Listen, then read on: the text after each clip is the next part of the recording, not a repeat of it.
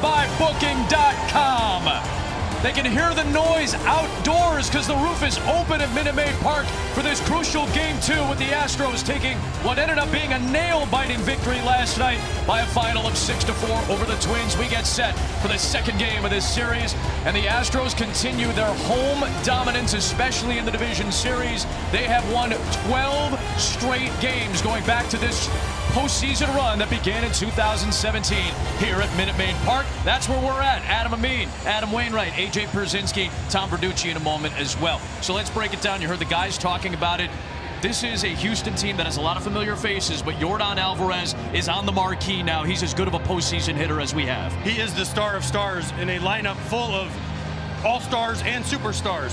Yordan Alvarez is the one guy, if I'm the Minnesota Twins, I am not pitching to him unless I absolutely have to.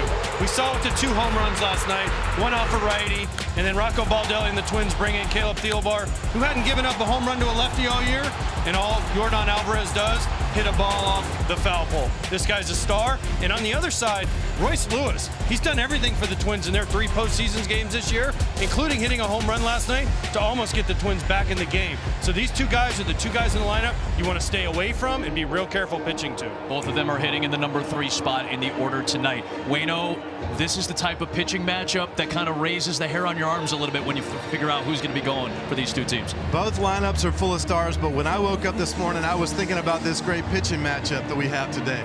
2 of the best stars in the game right now with great stuff, and I'm excited to watch them go. Pablo Lopez, first of all, I've been watching for a long time. I've never seen him with better stuff. His fastball's playing up.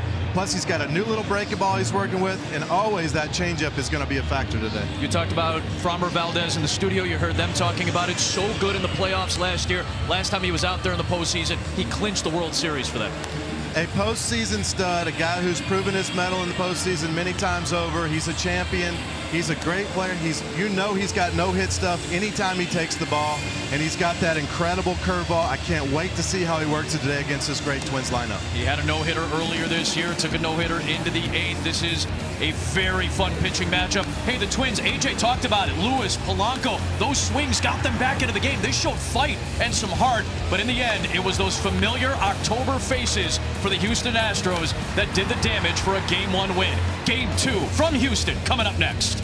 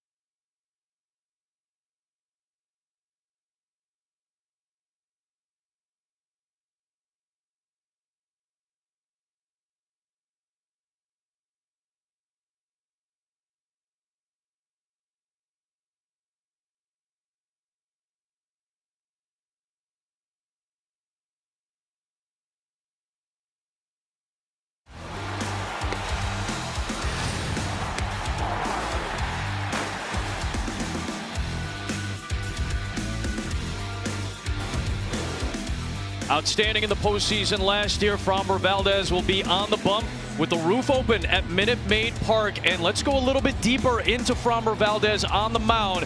Tom Verducci's on the field. Oh, thanks, Adam. Here in Space City, Framber Valdez is ground control. He throws a ton of ground balls through more double plays than any left-hander in baseball. What he does not do well is defend the running game. Base stealer stole at a 95% success rate. Now, running is not in the comfort zone of the Twins, but tonight, Jorge Polanco, Willie Castro, and Michael A. Taylor have the green light. Tonight against Valdez, the Twins must get out of their comfort zone. They must run. Something to keep an eye on, Adam. Polanco with 4 steals, but as you mentioned, Castro with 33, Taylor with 13. They're all in the lineup, spread throughout. Polanco and Lewis had the home runs yesterday, so this is the lineup they put out against left-handers. Solano in the platoon is the leadoff man. Correa actually moves up to 4, a spot that he hasn't hit in quite some time in the Twins lineup. They've got Kepler moved down. Taylor still rounds it out in the 9th spot. 2 for 22 with men in scoring position in the first 3 games of the playoffs against Toronto and Houston. See if the Twins can find that big hit against Framber Valdez and the Astros, trailing 1-0 in this ALDS. Off we go in game 2. Solano takes the ball. The 35-year-old from Colombia drew 3 walks in the wild card series, came in as a pinch hitter and played at first base. A 1-0. On the ground to third, sucked up by Bregman. 1 down. Framber Valdez, so good in the postseason, out there for the clincher last year, now gets an opportunity in game 2. Yeah, Framber's got that great sinker we know, and he's got a great curveball. Probably one of the best curveballs in the game right now. He's going to use that changeup in his cutter, too. It's almost kind of like a slider. And the key to hitting this guy is getting him up in the zone. I've talked to several hitters. They have to see the ball up. If they swing at the ball down when he's working his sinker down and he's working that curveball down, it's going to be a very, very long night for Minnesota. 1 down for Jorge Polanco. Switch hitter, bats right-handed. He'll take ball 1 on a curve. And we saw it already. Like Waino said, he's got to get the ball down. He wants the ball on the ground. The left side of the infield for the Astros. With that right-hand heavy lineup for the Twins, Bregman and Pena, they have to be ready the entire game. Bregman a solid defender. Pena a Gold Glover last year. There's a swing and a 1-1 count now. Polanco has always had great success against Houston over the course of his career. OPS better than 940, basically 200 points better than major league average. And of course, he hit that mammoth home run, which he's done a couple of times in his career at Minute Maid Park. He crushed one to the upper deck in right field. Dusty Baker was shaking his head when we talked to him earlier today about how well Polanco has hit against them. Twins need it tonight. It's 1-2.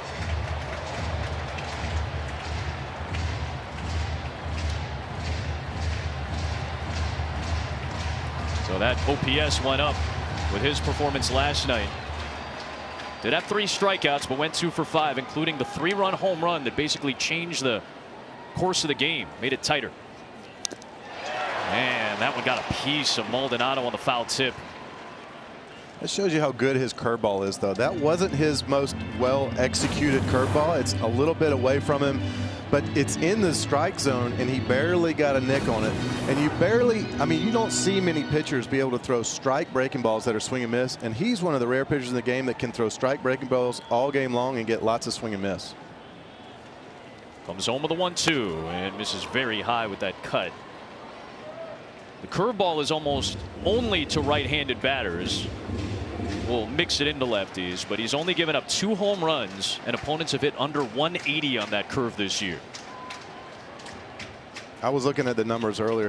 I think he had right around 302 swings this year on that curveball, and 120 swing and misses. It's a very high percentage of swing and miss. 40% swing and miss rate from your curveball, and that is, I mean, that's an absolute weapon. Yep.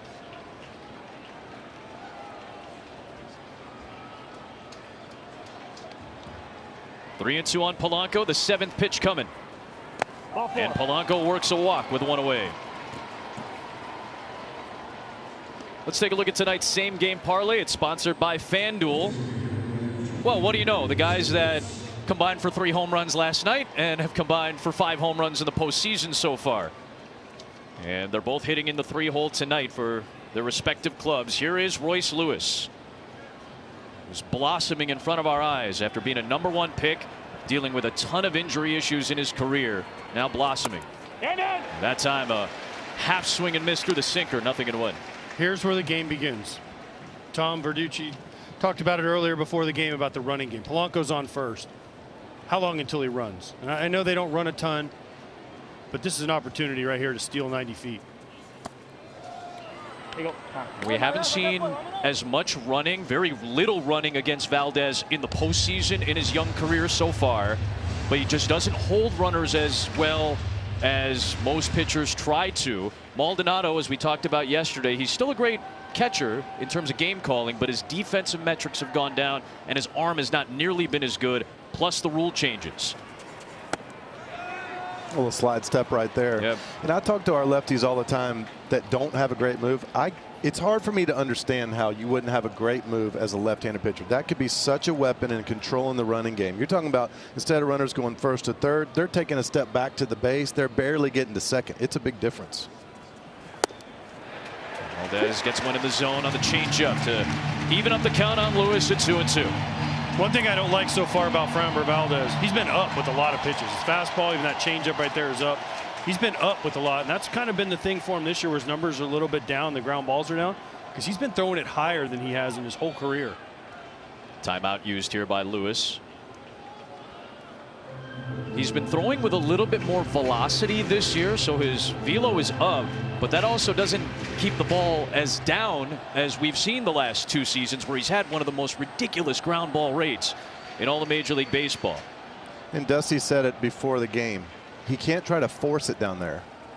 2-2 pitch is lifted foul. He's just got to let it happen. He's just got to be free and easy and be real calm out there and let it happen naturally. When you try to force balls down, we've seen him. He's up and he's in the dirt right now so far, right?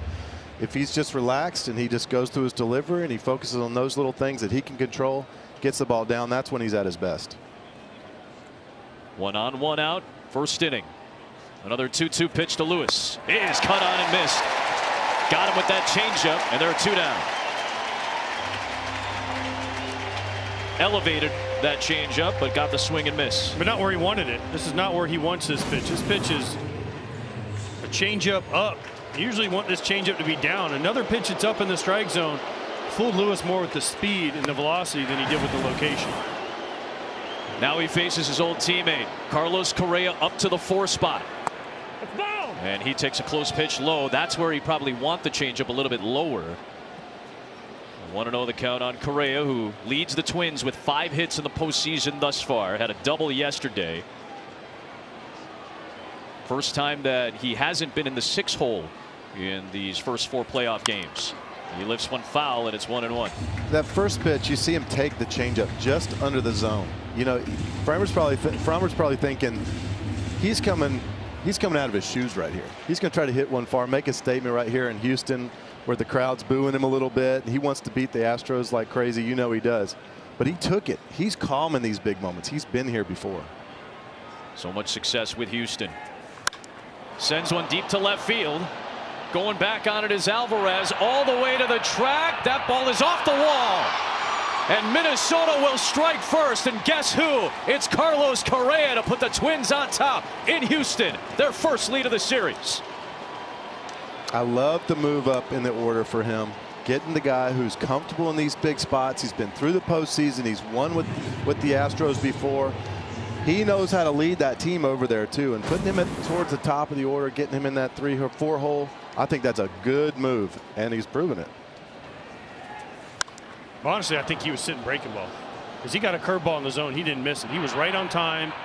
There was no flinch when it came out of the hand. I think Carlos Correa is smart enough and knows Framber Valdez well enough, and he was sitting curveball right there, and he did not miss it. He gets his second RBI of the postseason. Had that eventual game winner in Game 2 against Toronto. Now he puts Minnesota up 1-0 for Ryan Jeffers, another man in scoring position. Jeffers flips it foul, 1-1. 1 for 3 against Valdez. That's the only 3 times he's seen him, but the one hit is a home run. Jeffers had A career high tying 14 home runs this season. Great season all around for the Minnesota catcher, who has Correa at second. And it's 1-2. Well, Jeffers also had a .553 slug against lefties this year. That is a big reason why he's hitting behind Carlos Correa. Adam Waino, you mentioned that you love Correa hitting fourth. Well, Rocco Baldelli moves Jeffers up to protect Correa because of those numbers. Valdez with a 1-2. Jeffers checked. He went around, according to the crew chief Bill Miller at first base. And that'll retire the side. 2 strikeouts in the inning for Valdez. But the old familiar face, now a foe, puts the Twins on top in a crucial Game 2, staking Pablo Lopez to a lead.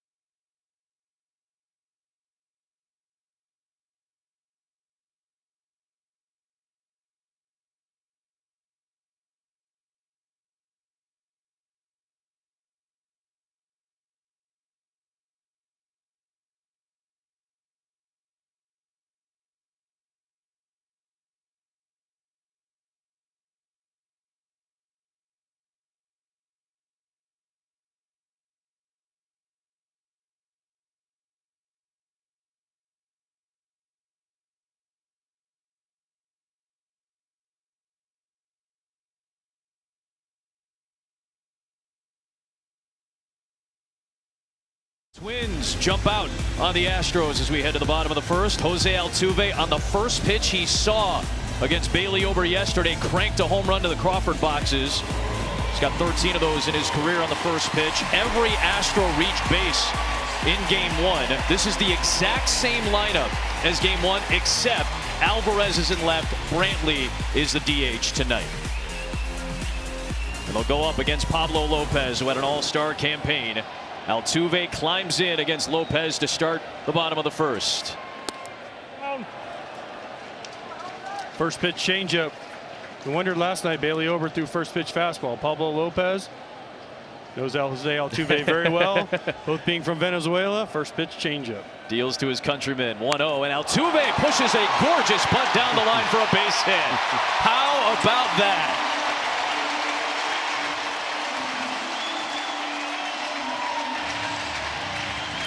Jose Altuve is such a star. He's comfortable in the big moments, but he can beat you in so many different ways. Home run to lead off yesterday, followed by a bunt to lead off today. That's just cool, man. That's just good baseball, and he's one of the best baseball players in the game. He had 4 bunt hits to lead the Astros this season in a year where bunting has kind of gone down. They only had 10 all year. Here's Bregman taking a strike. Jose Altuve looked at the third baseman, Farmer, and said, well, he's in the Crawford boxes almost. All I got to do is get this ball down. He didn't even have to run hard. He was there easy. He was there so easy. 0-1. Bregman chops one foul.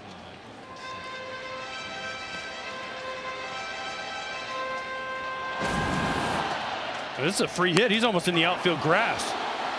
As soon as that ball is hit down, Farmer knows he has no chance. Altuve's laughing because he's like, that's an easy knock. Pablo Lopez probably didn't want to look at him. 0-2 to Bregman. And a called strike 3 on that slider. And Bregman very upset with DJ Rayburn as that one seemingly tailed into the strike zone for called strike 3. This is a perfect pitch. It's at the bottom of the square. I mean, it is a pitcher's pitch. It looks like a heater coming out, breaks right to the corner. There's nothing he could have done about that. Well, one of the best strikeout pitchers in the game. Yordan Alvarez, deep to right but playable. Kepler is there. Boy, is that a massive out to get. Yordan Alvarez has basically turned into the guy you star in the lineup and say you can't let this guy beat you. That was a big cut. He almost got all of it. Instead, it's a loud second out against Lopez, who was second in the AL in strikeouts. He became one of the better pitchers in the American League. He made some adjustments to some grips, made some mechanical adjustments, changed his diet, changed his workout routine thanks to Carlos Correa. And he was huge for the Twins. A lot of people question, why did they make this trade for Pablo Lopez for Luis Arraez? Well, he was exactly what the Twins needed. They needed a starter in their rotation that could give them length, and all he did was go out, one of the best strikeout pitchers in the American League, makes the All-Star team, starts game 1 of the playoffs, and dealt. 5 2/3, gave up just 1 run and 5 hits against Toronto in that opening game of the postseason. Here's a check over to Altuve, who was 14 of 16 stealing bases this season, a year where Altuve played just 90 games as he dealt with multiple injuries. What I like about Pablo too, last year he was an all-star also. 2 back-to-back years making all-star. But last year he faded down the stretch. This year seemingly just got stronger and stronger. 27-year-old from Venezuela deals 0-1 to Tucker. You see that break on that pitch, stayed outside and high. A lot of off-speed pitches already from Lopez. Very few fastballs, 2 changeups to Altuve, threw 1 fastball to Bregman, then 2 off-speed to him, and then a curveball to Alvarez to get him out, and then already all off speed to Tucker. This is one of the best fastball hitting teams in the game in the Astros. A 1-1. This is down and away with a change. So you can see the game plan for Jeffers and for Lopez. It's not to give him a fastball. I mean, he is change-ups, sliders, curveballs. Now, if you're the Astros, how do you make the adjustment and say, okay, we're not going to get a lot of fastballs, boys, unless maybe we get in plus counts. But until then, we better look for some off-speed pitches. Tucker waits and swings through it. A changeup again, 2-2. If you're throwing fastballs to Kyle Tucker, you have to keep it away from him. Sure. It's got to, especially down. It's got to be down and away. He reacts to the ball in so well. That's why that changeup right there on the inside half works. Man, he's turn and burn on the inside. He can get to anything. Yordan also. Those guys have to be pitched down and away with fastballs, so that'll make his changeup work even better too. Sweeper is drilled foul on the ground. Tucker, the American League RBI champion with 112, a home run shy of a 30-30 campaign, a career season. He's quickly become one of the most prolific players, both defense and offense, in Major League Baseball.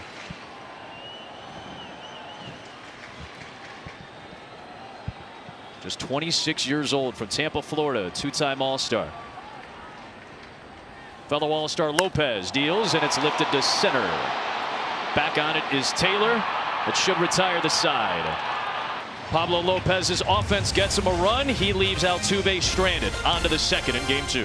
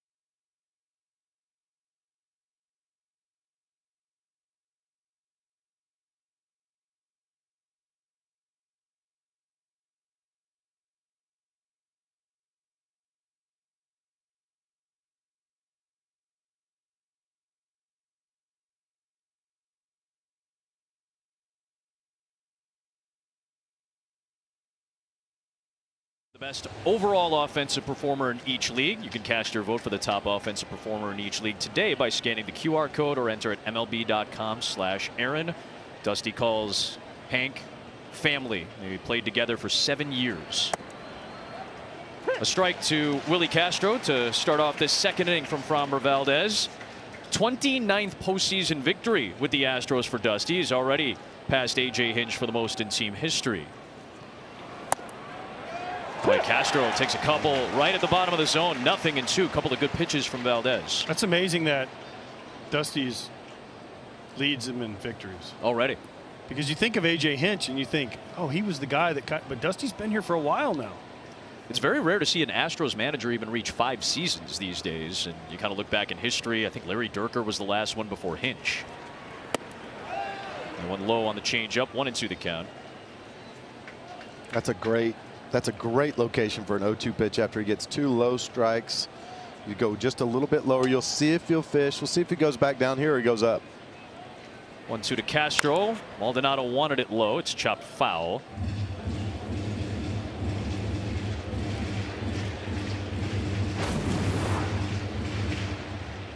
That's 2 pitches ago. Yeah, so he went back down with it. Just came up a little bit more. Again, staying low. That time the curveball, and Castro did not fish for it.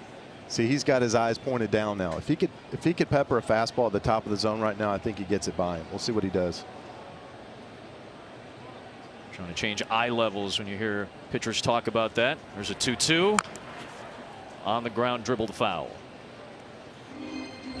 Castro fighting some off as he gets his first start of this series. Came in as a pinch hitter in game 1 for Michael A. Taylor. Played center field. He's a switch hitter. Part of the reason he's in the lineup against the left-hander, but as Tom Verducci talked about, if Castro can get aboard, things get very interesting. He had 33 stolen bases this season in his first year with the Twins. 2-2 delivery. Hard hit ball off the mound into center field, and well, what we thought about is coming to fruition. Castro's fired up as he gets to first base, and now let's see how the game changes. Let the games begin now, because Castro, if I'm Rocco Baldelli and I'm Farmer and I'm Hank Conger, who's their first base coach, Tommy Watkins, their third base coach, I want him to go early, though. I want him to get his read. They've already looked at his move. They know where he's at. I want Castro on second base as soon as I can get him there.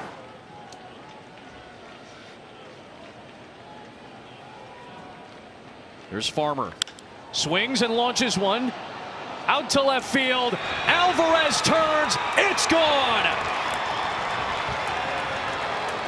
Kyle Farmer has made it a 3-0 Minnesota lead. Their 3rd home run of the series. Facing Farmer a bunch. He's so good middle in. You have to pitch him down and away. Farmer got a ball. Looked like it was up and in to me right there, and he is so good in there. He loves to turn and burn on those balls. We'll see if he gets it down and away from him going later on, but he's got that good sinker. You know, he can put that. But what a great swing! It's still, even if you like it, it's not easy to turn on 95, 96.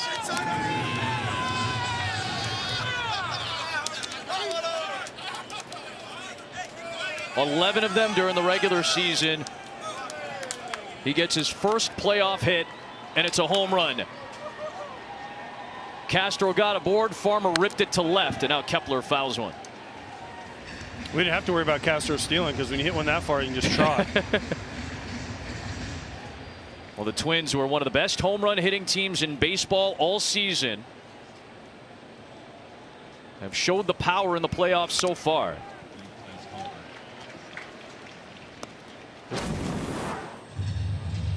This is not where you want to throw it. Valdez is a sinker ball pitcher. He throws this ball up and into Kyle Farmer. He does not miss it. And with the short Crawford boxes, it is 3-0 Minnesota. What kind of vest were they wearing over there? Well, it says Land of 10,000 Rakes. It's a fishing vest in honor of fishing. The folks out there in Minneapolis like and the great state of hunting Minnesota. Well, it's the Land of 10,000 Lakes, Yeah, and they that's a good changed it to rakes, which is baseball parlance. I see what they did there. You get it, man. Close pitch does not go Valdez's way. It's 2-2. Down to Tom Verducci. Kyle Farmer, I just asked you how that felt. Give me that same answer. That was sick. That was cool. Willie had a great at-bat before me, so I give the credit to him, working all the pitches for him. And that was a lot of fun. Against Valdez, what was your approach right there? His sinker moves a lot, so I was looking for something middle of the plate and looking to attack early. Thanks, Kyle. Thank you. Appreciate it. His first career playoff home run. It was a 7-pitch at bat by Willie Castro. He got down 0-2 in that count, worked himself with a hard hit single on base, and then Farmer delivers. And now another long count to Kepler, who was down 0-2. He's worked it full. It's already the 36th pitch for Valdez, and it is off the bag. It's a base hit for Kepler. Everything coming up Twins early. And still nobody out in the second inning. The bottom of the order is starting to get some movement for Minnesota. You know what I noticed about that interview right there with Tom? Let's watch this. Oh, it hits the middle of the bag. What I noticed about that interview with Tom right there, that dugout was going crazy. They're so into every pitch right now. They came out fired up. They want to get a split here and go back to Minnesota tied 1-1. That would be huge for them. Well, no, here's what they're doing. Carlos Correa played for the Astros for a long time. Carlos Correa knows Framber Valdez. They know that he can get emotional. They're all over him on every pitch, every ball. Ball. Because they know that Framber hears that. And he can get a little bit outside of himself. So in that interview, he threw a couple balls, and they were screaming, at Framber Valdez to try and get him off his game. So far, it's worked. Taylor swings and misses on a change. It's 0-2 to the 9-hitter. Valdez, who was so cool in the postseason last year, but he was dominant at times, including that impressive run in Game 6. He held that Philadelphia offense in check. Alvarez had the big home run middle of the game, which flipped it around, and Houston would go on to clinch here at Minute Maid Park behind Valdez, who was near untouchable in the postseason last year. It has not been the same Framber Valdez this season. Taylor will take low. We showed you some of the ground ball numbers. Now, the velocity was up, but the control at times was a little off. He had that no-hitter where he was sparkling against Cleveland at the start of August, but since then his numbers were not as sharp in his final 10 starts, above a 4.3 ERA, trying to find it in the postseason as he has so often before, but struggling tonight so far. Taylor just missed a base hit. It hugs the line foul. Well, since that no-hitter, he has not been near as effective. His numbers have gone. He's got over a 4 ERA since the no-hitter. He's 3-4. He's really struggled. And the thing he's done is given up a lot of home runs. Career high number this year, 19 of them in the regular season. A 1-2 to Taylor. On the ground to third. Bregman charges, flips to second. That's the only out they'll get as they retire Kepler, the lead runner. Altuve had to lunge to save that ball from going to the outfield. One down. Back to the homer. Maldonado's target here. And watch how far he misses his spot. That is a feet miss. That's not a foot, inches. That is feet. And watch Yordan Alvarez. He's not wasting 1 ounce of energy, because he knew as soon as that ball was hit, it was a homer. You like that? When the hitter, the fielder doesn't even move? No. Give you the courtesy, false turnaround? Yeah, at least go back like you're acting like you're going to climb the wall or something. Well, there's a pickoff attempt by Valdez. That quick move from the left-hander, trying to keep Taylor close to first base. He's one of the 3 names that Tom Verducci talked about that has a green light in the running game. He was 13 of 14 this season stealing bases. Pitch to Solano is fouled back. I mean, the move to first there looked good. The slide step looks good. It looks like he just has to be intentional about it, because he has the tools. That's good stuff right there. You know, I always say there's so much more to pitching than just throwing a ball. You have to keep runners close. You have to vary your looks. And so far, he's done that. Here we've seen a slide step. We've seen a little bit of change in tempo in the delivery. Kind of slowed that one down a little bit while looking at Taylor, trying to stay engaged with the timing of the runner. Well, for me, he needs to slow everything down. He needs to slow the ball down because he's throwing it harder, which allows for less sink. But he just looks Early we talked about it. Bregman to Altuve to first. Double play. That's vintage Valdez. Gets the ground ball double play, as he often does. But another big bop from the folks from the land of 10,000 lakes. A two-run shot, the first of Farmer's postseason career. 3-0 Twins through an inning and a half.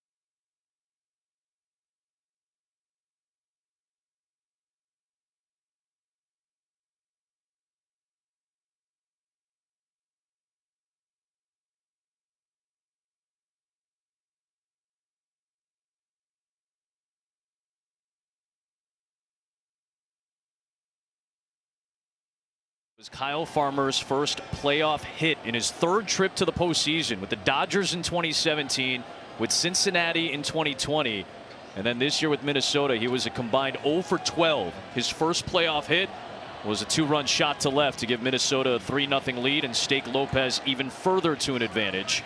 He works against Abreu, Brantley, and McCormick here in the second. Strike one to Abreu.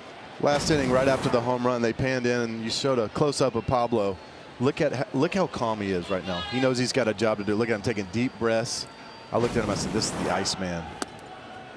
He's calm, he's cool under pressure right now, but he knows he's got a job. This guy is he's a big dude. When you're up next to him, he looks like a specimen of an athlete, but he looks ready and calm for this big moment. Facing a big man in Abreu. Muscles one back foul. Lopez 6'4", 225 pounds. Originally from Venezuela. A high level of intelligence. Comes from a family of doctors. He graduated high school at 16 years old and became fluent in 3 languages. Got accepted into medical school at such a young age. A 1-2. Abreu hits one hard. Center field. Ranging back Taylor. It's there for out number 1. I think sometimes after a big home run like that, you know, you can kind of lose yourself. You get lost in the moment. As a starting pitcher, now not everyone's the same, but as a starting pitcher for the most part, you have to stay absolutely convinced and convicted in what you're doing. You have a job to do. You don't go back out there for a couple more outs. You have to stay locked in and focused, because sometimes if you get out of that, it's really hard to get locked back in. Brantley fouls it back. And Brantley's a tough out against anybody. He has faced Lopez a couple times. He's hit a home run and has a base hit against him as well. So 2 for 2. Brantley with a walk and a base hit in game 1.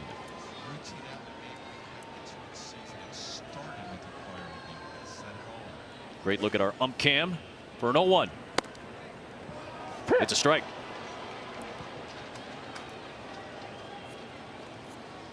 Last night we saw the Astros jump out 5-0 on the Twins, and they came back. If you're the Astros, you have to be the next team to score. You cannot give up any more runs. You have to keep it at 3-0. You have to be the next team to score to get some momentum and give you some belief. Wayno, you talked about it last night, how you have to believe. You have to believe that you can win. Well, Framber Valdez goes out and gives up any more runs, you start losing that belief. So the Astros have to be the next team to score here. A 1-2 to Brantley. He's down and in. And likewise, I think from the Twins side, you cannot get complacent. You can't get comfortable with 3 runs. You have to keep adding on runs because that Houston side is relentless, like you said. One of the best offenses in baseball. They were top 5 in runs, top 7 in homers were the Astros. 2-2 pitch to Brantley. Bounce to second for Polanco. 2 down. AJ, you talked about it earlier. Pablo Lopez. I mean, you had to give up the AL batting champion and Luis Arraez to get somebody like Lopez. But it was a great move for both teams, and it really elevated the starting rotation for the Minnesota Twins. They were the top strikeout staff in Major League Baseball. Royce Lewis was such an impactful player, especially down the stretch when he was healthy. And this feisty group that had missed the playoffs a couple years gets back by 9 full games over the Detroit Tigers and the rest of the division. McCormick stands in and takes a slider strike. One of the rare trades that worked out for both teams. Yeah. The Marlins got what they needed. They needed a bat-to-ball guy, a guy to get on base. Luis Arraez fit the bill, and he won the batting title in the National League. And then the Twins, what'd they get? They got a Game 1 starter in Pablo Lopez. So this trade right here, this is about as equal of a trade as you could get. It really both was. teams made the playoffs. Both teams got stars. And both teams got exactly what they wanted and needed. Arraez almost, 3 months almost full. He was hitting around 400. You know, from a pitching side of it, when they traded Pablo, I went, really? You're going to trade that guy? That's your trade? And then you see Arraez come over, and watching that guy play in person, you're thinking this guy may actually hit 400 this year. Sure. And it ended up being, like you said, AJ, very even from both sides. But look at Pablo's legs. You're trading that guy? That guy sure is an about that? absolute horse, you know. But then you see the Marlins side of it. They got 4 or 5 other guys that throw 100 miles an hour. Sure. So I could understand it. Unfortunately, Sandy Alcantara had to get shut down. He's going to need surgery. The phenomenal pitcher for Miami, but they've got some arms stacked. Oh, yeah, they have Yuri Perez. Yep. Another guy who throws a Luzardo. 95 mile an hour changeup, whatever. Braxton Garrett. Yep. They've got a whole stable of horses. 2-2 pitch to McCormick is swung on and missed. Got him with the sinker to close out a 1-2-3 second inning. His second strikeout. That's what they gave up. You sure about that?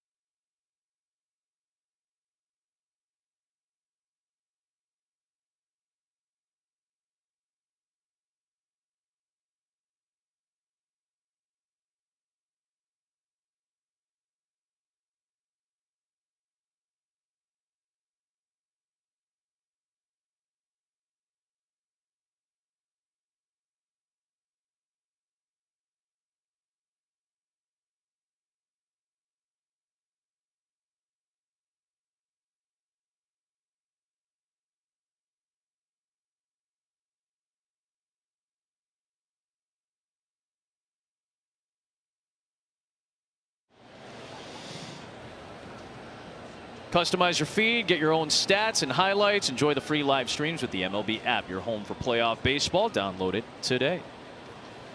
2, 3, and 4 in the Minnesota third, and Jorge Polanco goes fishing at a changeup to start off the frame. A walk and a run scored on the Correa double in the first for Polanco. One of the longest tenured Twins. His 10th postseason game with Minnesota. Had a season with a lot of injuries, 3 different IL stints for Polanco, who ended up playing only 80 games, half the season this year. Back at his more comfortable spot of second base tonight. And he hits one towards short. What a snare by Pena! Got him! Hang a star on that play from the Gold Glover, 1 down.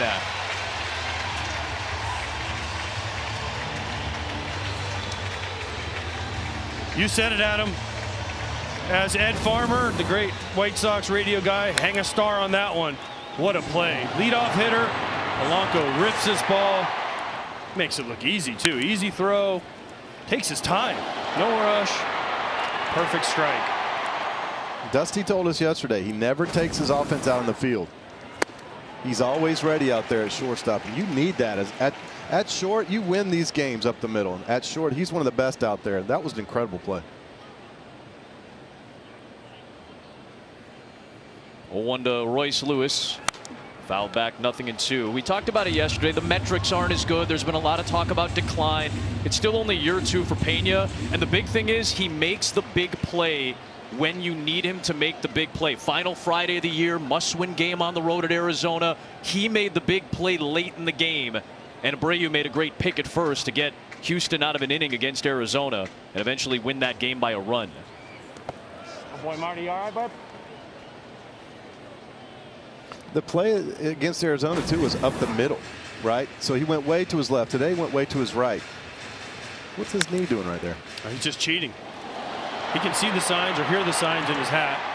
He was kind of cheating. He was ready to go. That was the way he sets up, but that was picture perfect pre-pitch. And Lewis goes down swinging. The cutter was down in the zone where Valdez wanted it. He gets Lewis for a second time swinging, and it's 2 up and 2 down. That will bring up Carlos Correa. All the talk about curveballs, Waino. He hasn't thrown a lot of curveballs. He has no command for the curveball. Ever since he threw the one to Carlos Correa that he hit off the left center field wall, he hasn't thrown a ton, and they haven't been good when he has thrown them. A lot of boos for Correa, who drove in the game's first run in the first. That was his 61st career playoff RBI. Now tied for 4th with our studio mates Derek Jeter and David Ortiz. Obviously, most of that coming, all but 2, in his time with the Astros. Can we show that graphic again? Those are some names. Well, no, but what I want to bring up is the one on the top. Yeah. Everyone talks about the core 4 for the Yankees. Bernie Williams, not in the Hall of Fame. He was incredible, and he got so many big hits for those Yankees. A staple in center field. I know Waino likes him because he also plays the guitar. Yeah, smooth guitar.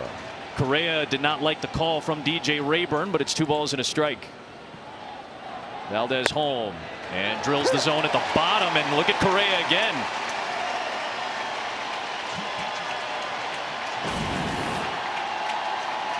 That one might be a little bit outside. Correa doesn't like it. 2-0.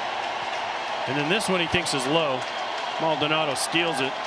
And it went from 2-0 to 2-2. Valdez trying to end the frame.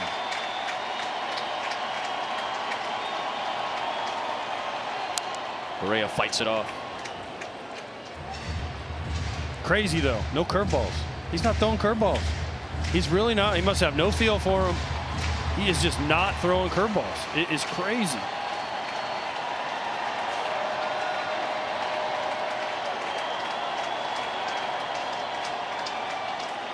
Two. 3-2 on Correa.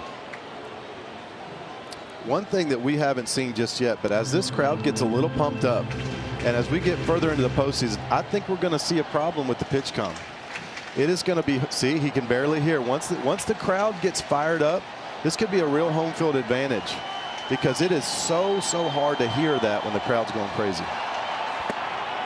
Misses low, and Correa from 2-0 to 2-2 to a walk. He's a 2-out base runner for Minnesota here in the third.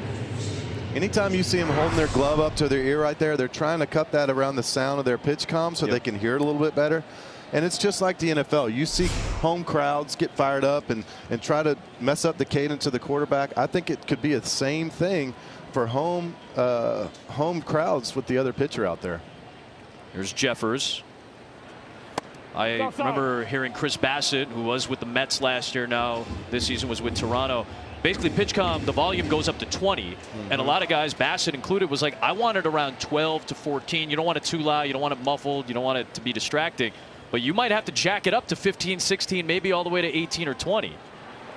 Yeah, sometimes you jack it up so loud, you're wondering, can the hitter hear that? It seems like he should be able to hear that, but they can't hear it. And I'll tell you what, even though it's almost sticking in your ear when the crowd gets fired up, you can barely hear anything. I wouldn't be surprised in the big moments this year that people have to go to the fingers down there. Jeffers lifts it foul. We had a game. My son had a game this summer, and the other team had PitchCom, and they had it in the infielder's head.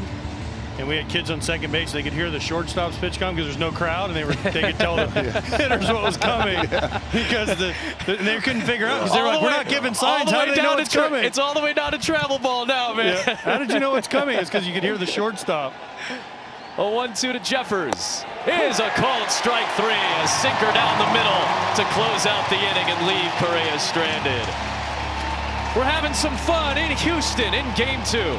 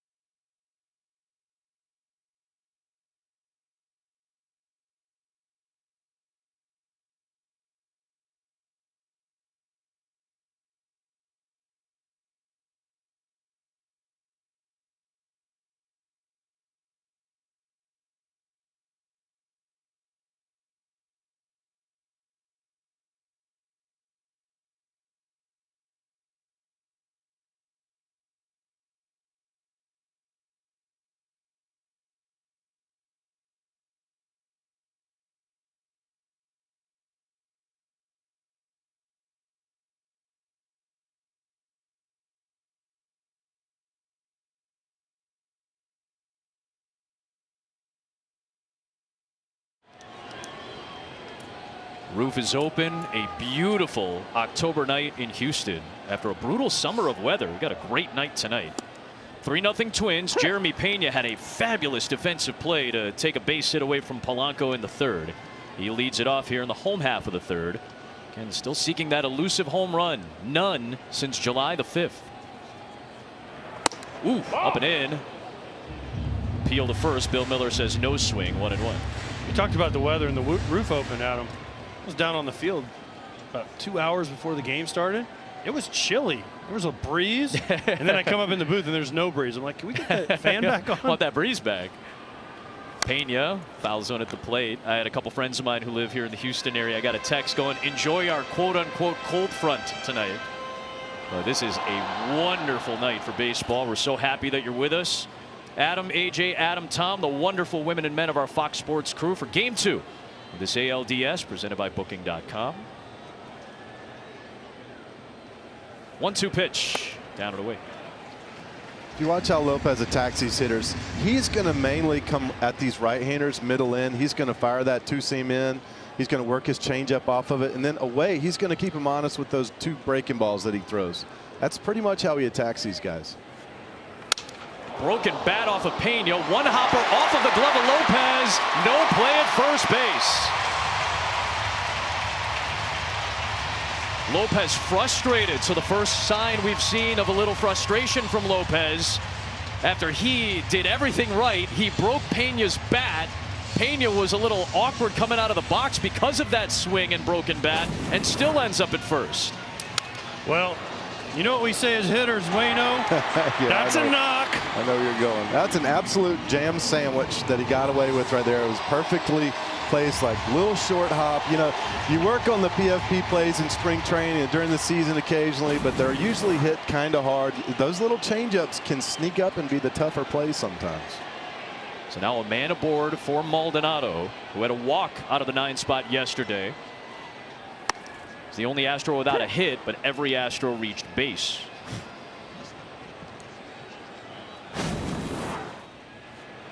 Where'd that bat end up? Oh, shortstop. Yeah, third base side. Well, yeah, you saw Correa had to hop over it as it was coming towards him. 0-1. Maldonado takes a breaking ball. Those balls that come off the bat, sometimes if they're coming back towards you, those can be kind of deceiving sometimes. You know, even though you made your pitch, he knows he jammed him right there. Sometimes you think they're coming a little bit harder than they are, and you got this big bat, and I know that seems like, yeah, that was just 10 feet over there. That wasn't even close to him. But, you know, you stand out in the yard, and I'll throw a bat 10 feet to your left, and you tell me if you're scared at all. Yeah, you might be flinching. Anybody would get you a little bit. 1-1. Well, take a guess at the exit velo of that swing. Under 40? Yes. It was? Okay. Was it? 34. 30.7. Wow. And Pena gets a hit out of it. And the ball went, what, 65 feet? If that, yeah. 2 balls and a strike on Maldonado with Pena at first. Nobody out in the third. Cut on and missed, 2-2. Pablo Lopez got his first career postseason win against Toronto with that excellent performance. Second highest strikeout rate behind Kevin Gausman of Toronto in the American League this year. Got traded from Miami to Minnesota and then signed an extension through 2027. They want him here as part of the top of the rotation. There's a check on Pena. He's back in safe. Down to Tom Verducci. Yeah, that last fastball you saw past Maldonado. Lopez is hitting 96 regularly tonight. He's actually throwing the ball harder tonight than he has in any game this year. We're talking about a guy now who's over 200 innings for the season. He's prepared for this. A career high this year, Tom. Adrenaline? Do we think that's adrenaline, Wayno? Do we think that's... No, I mean, a little bit maybe, but if it's all adrenaline, you know, that's a first inning thing, and then the second inning you see that drop off significantly. I think he's strong. He's just ready for this. He's built up. You know, he's been working his tail off. He's ready to pitch a little bit, you know, faster than he used to. On the ground to third, Farmer to second, relay to first. They get a double play, and Pena kind of got held up. He took off for second as if he was stealing, then kind of bluffed the move, ended up spinning his wheels a little, and that probably helped out the defense to turn that double play. I was shocked they didn't send Jeremy Pena 3-2 for that exact reason. Stay out of the double play. Pena kind of falsely broke here from first. Watch him, he goes, he stops, and then it's just, from there, it's just an easy double play. But I'm surprised Dusty Baker didn't send Pena for the exact reason right there, to stay out of the double play. Ends up costing the Astros, and now bases empty for Altuve. First pitch is lined into left. He went with the changeup again that time. Altuve was ready for it as he made the adjustment, and he has 2 of the 3 knocks for Houston. That's the first one that's left the infield for the Astros. Second time through. They made the adjustment last night off Ober. Second time through, how many off-speed pitches? Now let's see if the Astros are able to do it again. First time through, especially to the top of the order. Lopez threw a lot of off-speed. First pitch changeup to Altuve. Still rips it to left field. You get a change up first at bat too, right? He got 2 changeups first at bat. Yeah, his first 2 pitches. He bunted one. Here's Bregman with a man aboard. And he'll take one for a strike. 0-1. Every batter except for that first pitch that Lopez threw, that changeup out of the zone to Altuve, every batter has seen a first pitch strike.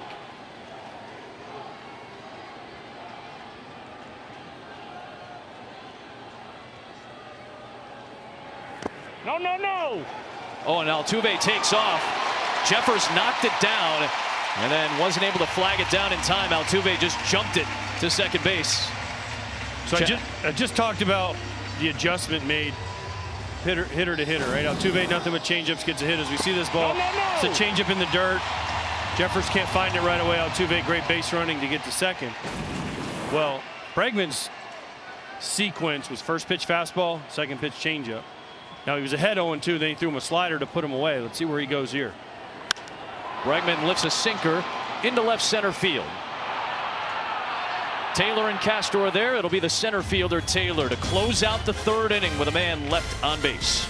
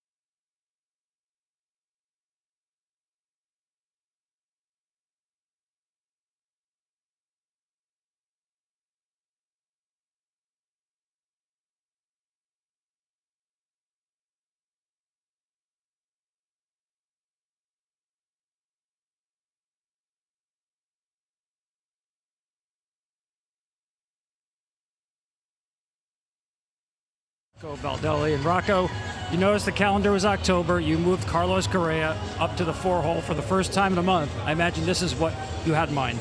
Yeah, this is the reason that we do it.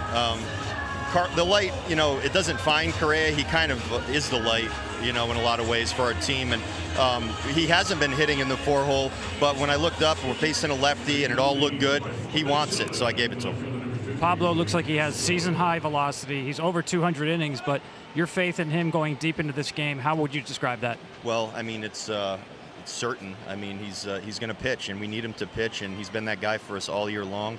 We're going to rely on him and give him every opportunity to pitch us to a win tonight, and I think our team would have it no other way. I'd have it no other way. He's been great. Thanks so much, Rocco. Thank you, Tom. Appreciate Rocco and Tom together to start off our 4th inning, where Castro is down to the count 0-1. Willie Castro, a 7-pitch at bat leading to a single, and he set it up for Farmer's 2-run home run in the second, which gave Minnesota its current 3-0 lead. Takes one low to even the count. I think if there's young pitchers watching this, I want y'all to want to be the guy that the team relies on, that needs to go out and that the team needs to go out there and pitch deep in the games. You want to be that guy. That's who you want to be. Who was that guy for you when you were growing up? Well, I was watching those great Braves teams. You know, there was the whole horde of those guys. You know, you had Glavine, Maddox, Smoltz, obviously, but early on there was Steve Avery and then Denny Nagel and a bunch of other, Kent Merker, a bunch of really, really good quality starting pitchers. But, you know, it was no different when I went over to the Cardinals. I mean, I was taught and mentored and watched and always admired the guys who wanted the ball. When they took the first pitch, I wanted them to throw the last pitch. You know, those are the best pitchers to me. 1-2 to Castro on the ground to third. Bregman's got it.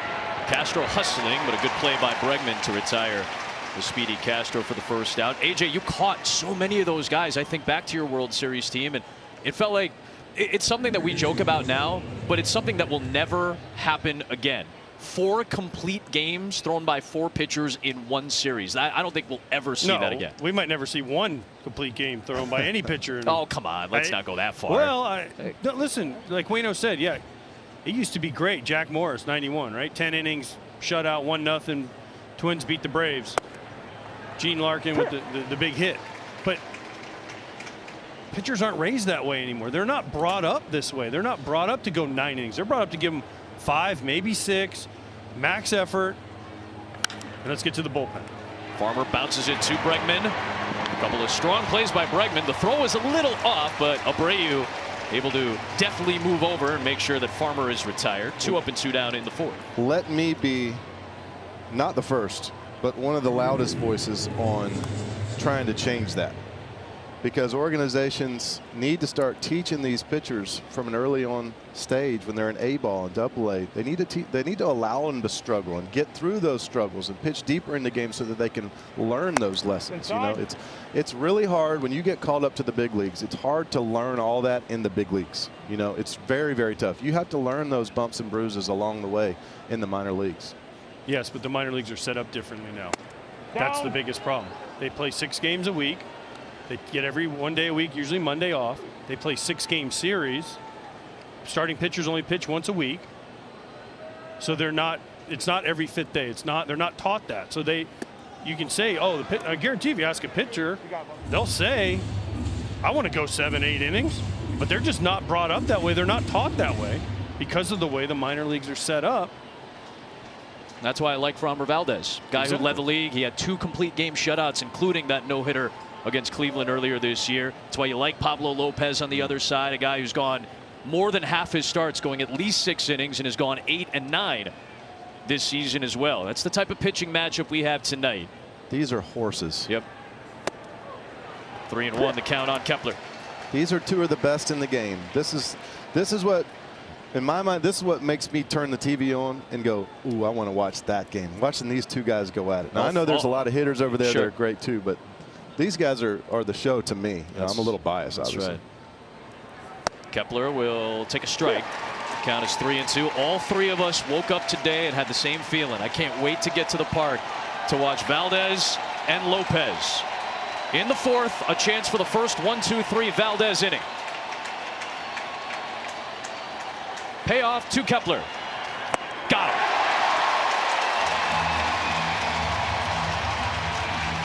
And Yordan Alvarez, one of the elite postseason hitters that we have in the game today, one of the elite hitters in general.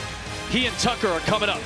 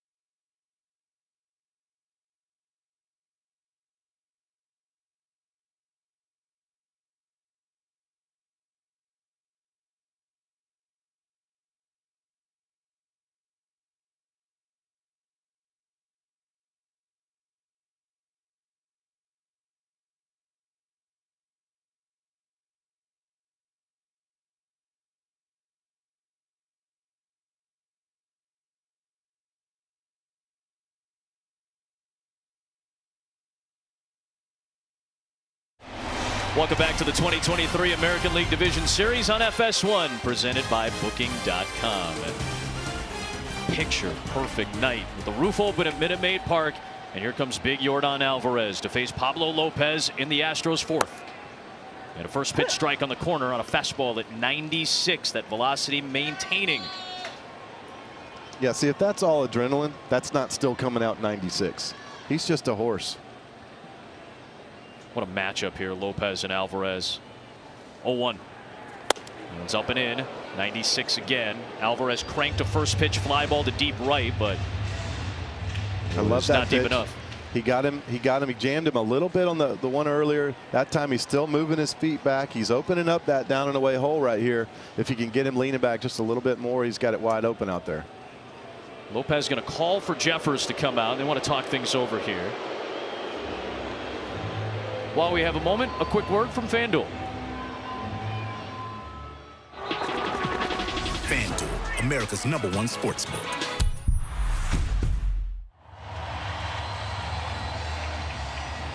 Chatting it up with Lopez here.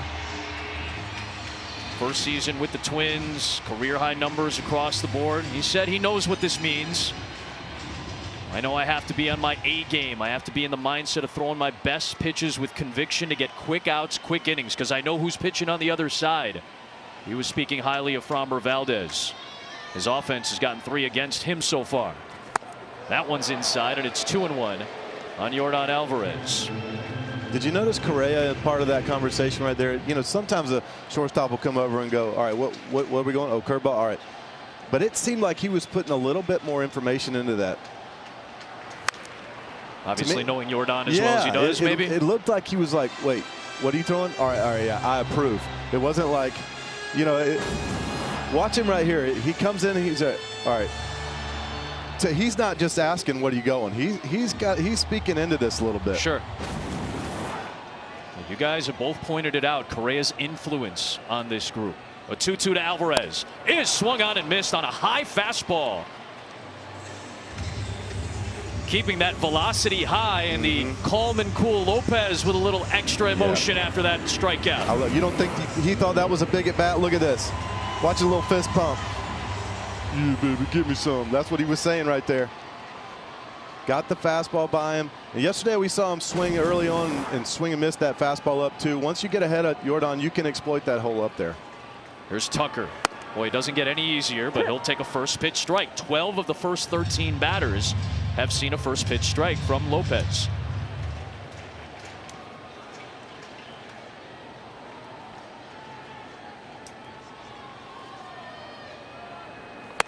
Outside. Tried to frame it that time to Jeffers. Jeffers getting another start behind the plate in the postseason. Christian Vasquez, the former Astro, has not seen the field in the playoffs yet. He might be the superior defensive catcher, but Jeffers is crucial as well. Well, Vasquez is not going to touch the field, I don't believe, unless they pinch hit for Jeffers or pinch run somewhere, because the Twins, when Jeffers plays, 49-31 when he's in the game, so they're going to run him out. It's 18 games over 500. They're going to run him out there a lot. Plus, the pitcher's ERA is almost a point lower when Jeffers catches. And his offense that you talked about earlier, the pop that he's provided has been huge for them. A 1-2 to Tucker. He's in the dirt.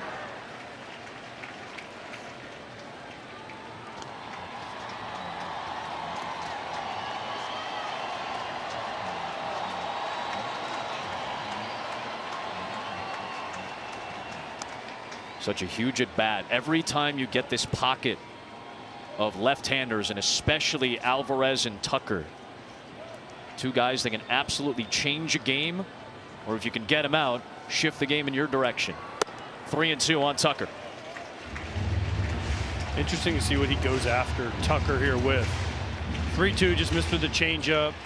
He's thrown sliders to him. He's thrown curveballs to him.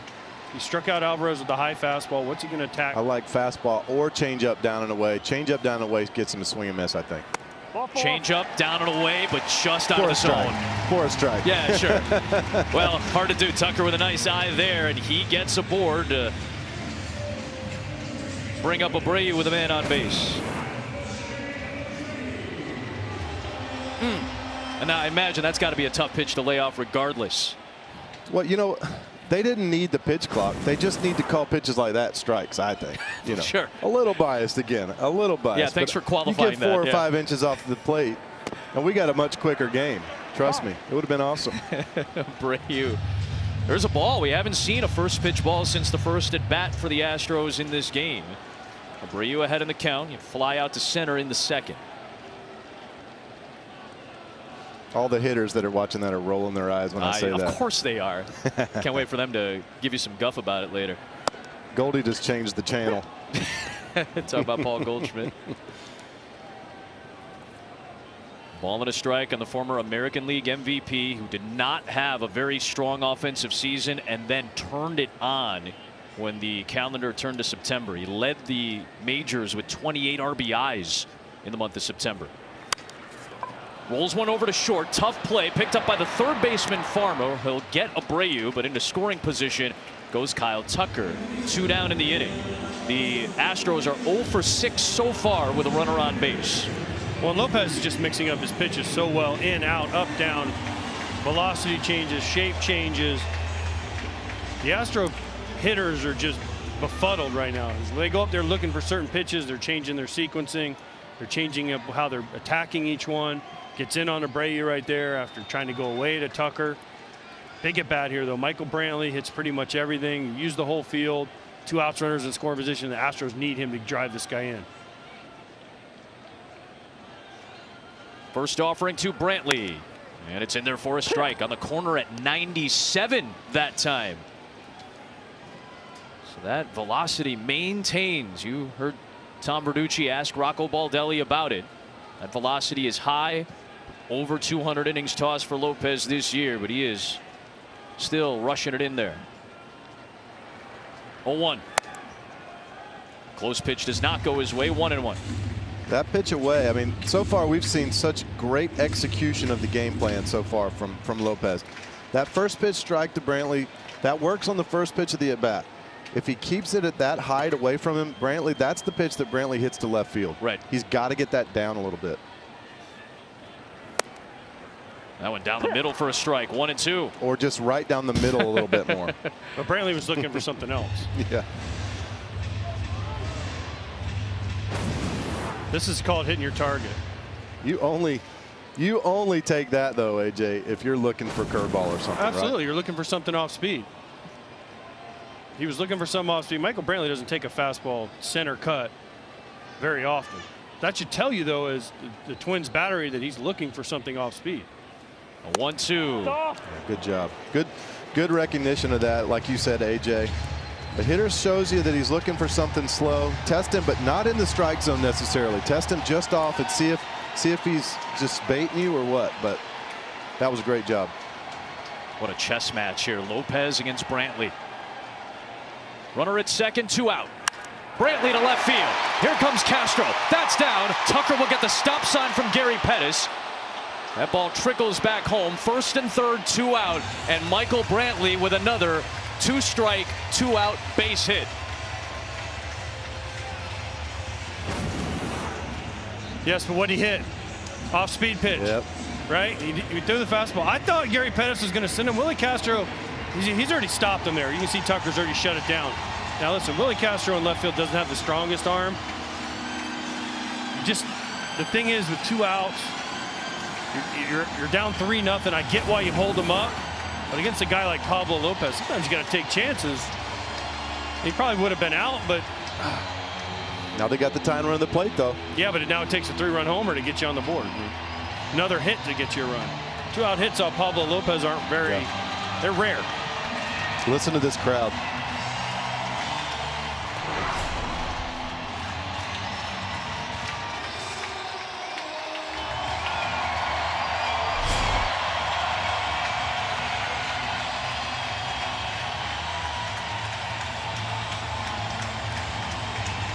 He had to go out and talk to him because there was no way that he was going to hear the pitch come in that moment. Again, the crowd becoming a factor at the home ballpark against a visiting pitcher. Here's Chas McCormick, who's been waiting for a moment like this. And he cuts one foul at the plate, 0-1. McCormick had a career offensive season, but based on whatever report you read or who you read or what you read down in Houston, Texas, McCormick wasn't always Dusty's favorite player. But McCormick and Baker have a very understanding relationship with one another. And he's trusted McCormick in the first 2 games of the postseason to play in center field. But that's one right down at the knees for called strike 2. Biggest pitch of the game to this point. Tying run at the plate, 2 outs in the 4th. Lopez against McCormick. Chaz loves the ball up, out, away from him. Loves to get extended. Loves those thigh-high pitches away. Doesn't so much love that ball down at the knees. That was a great pitch. 0-2. Swung on and missed. Lopez with a scream, with a strikeout to end the threat in the 4th. Still 3-0 Twins.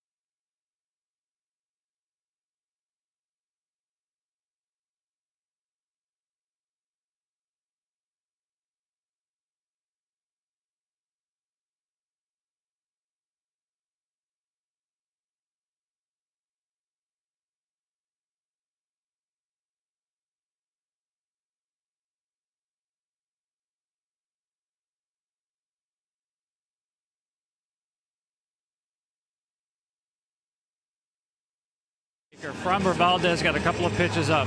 Curveball to Correa and then the sinker to Farmer. What have you seen since then? Well, since then he's keeping the ball down and he has better control of his breaking ball. You know, those 2 mistakes that he made, like you said, the Correa and the Farmer. I mean, Farmer's been hurting us since I've been in the league. So, you know, we need some innings out of him and hold him right there and hopefully our offense get going. And Dusty, speaking of the offense, what problems are Pablo Lopez presenting for your hitters? Well, you know, he's moving the ball in and out, and he got a real good slider. I mean, this guy, he has good control. And so the thing about it is we got to, like, you know, be patient, but you got to remain aggressive at the same time. Thanks so much, Dusty. All right, thank you. Well, Pablo Lopez, Wayno, you were talking to me in the break. It was huge for him to get McCormick out there, not just because of the threat, but because now the next inning starts with Pena, nobody on base, then Maldonado, and then you go to the top. It's a little bit less of a minefield to navigate. Huge out right there. Now we can start the inning fresh with 8-9 coming up. Getting those guys out before Altuve comes back up, that's going to be big for him. Framber Valdez, those mistakes, but the last couple of innings much sharper. Just 1 base runner the last 2 frames. 9-hitter is Taylor to lead it off. And he floats one into center field. Coming on McCormick, it's a base hit for the struggling Michael A. Taylor. He's got a leadoff single in the 5th.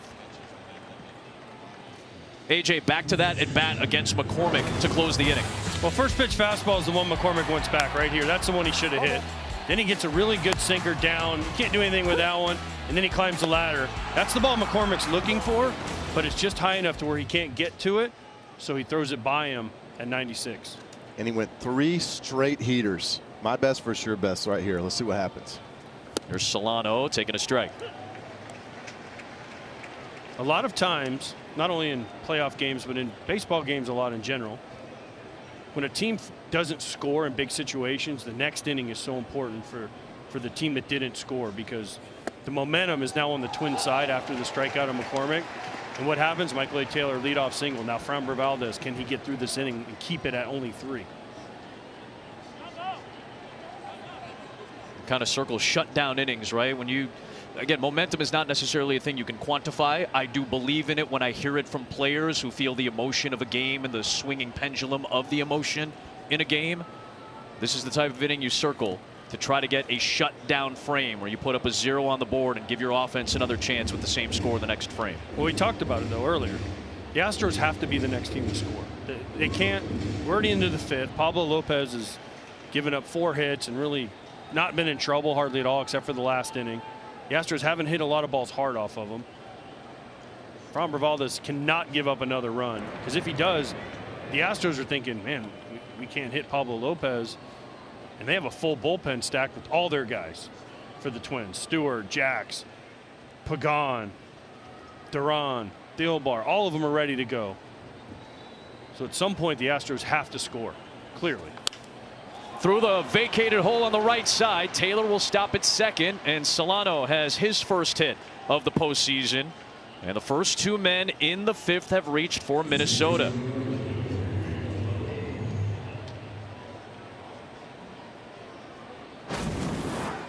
Perfect piece of hitting. Changeup up. And this is something Dusty Baker talked about off Valdez. Teams have been doing this more. They've been stacking their lineups with righties, and they've been going to right field, and a perfect job there by Donovan Solano. Here's Polanco with 2 on. You see the defensive formation here with the corners playing in. This is a traditional sacrifice spot. Polanco has walked and scored and got robbed of a base hit by an absolutely sparkling defensive play back in the 3rd. We talked about starting pitching, how they don't go deep in games. You know what the Twins don't do? They don't bunt. They don't bunt. So I don't know why. And you see Abreu's already backed up. Yeah, now first. the corners play back. Polanco sends it down the right field line towards the corner. It's a foul ball. Brian Knight, the right field umpire, on top of it. It's a strike. And it's 1-1. Back to the plate goes Polanco, and back to the bags go Taylor and Solano.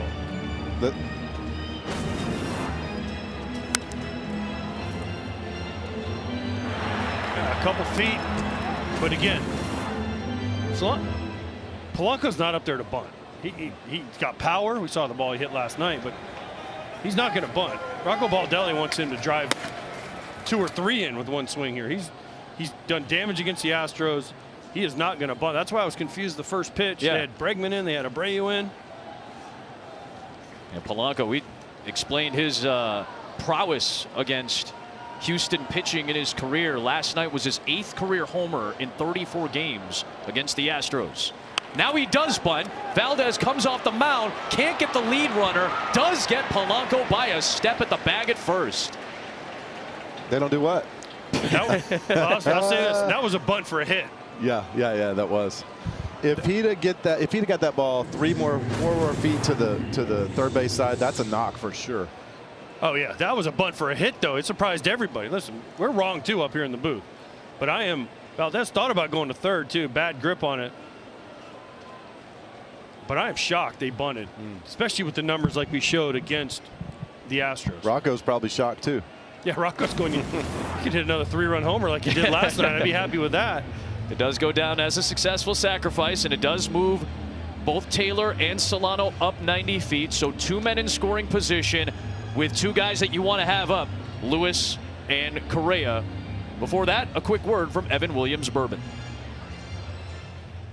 Reach for a fan favorite, Evan Williams 1783 Small Batch. When bourbon's done right, people notice.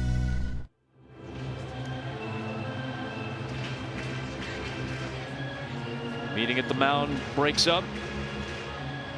Taylor at third, Solano at second, 1 down. Twins trying to tack on here in the top of the 5th. The infield does play in. I came up with Solano. Solano came up a Cardinal and then got traded over, but I've faced Solano a lot of times.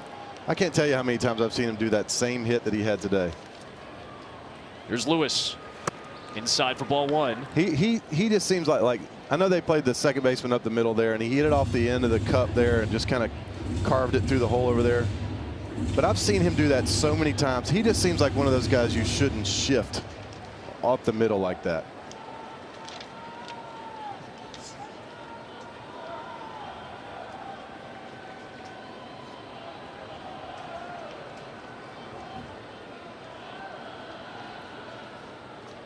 A 1-0 to Lewis. Ball down. Ooh, close pitch. 2-0.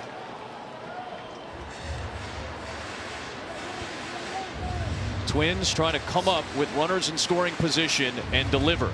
Rocco Baldelli talked about getting the big hits with runners on. 2 for 23 in the first 3+ games of the playoffs. 2-0. Chopper off the plate, but foul.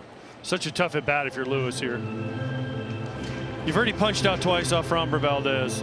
You've got to try to get a ball up, but he doesn't throw a lot of balls up. So how do you, as a hitter, what do you look for? You raise your sights? Do you look for a curveball that he starts up? It's just Framber wants you to hit the ball into the ground. The infield's in. They're expecting the ball to be hit on the ground.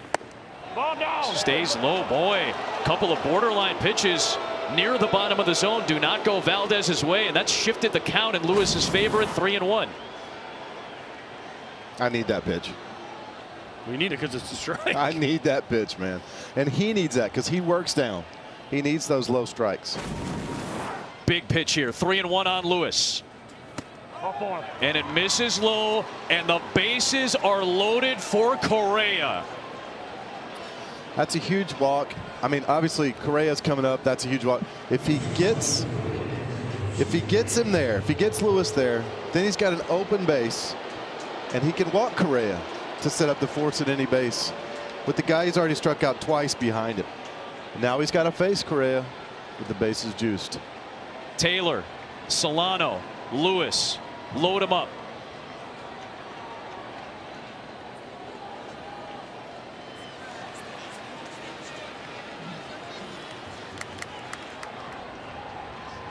Correa checks his swing on a high pitch. No swing, says Bill Miller. 1-0.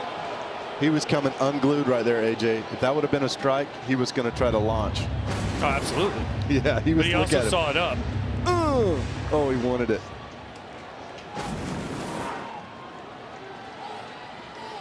Framber wants him to hit a ball on the ground. Can Correa get a ball in the air? Oh boy, and the home plate umpire DJ Rayburn is looking into the Houston dugout.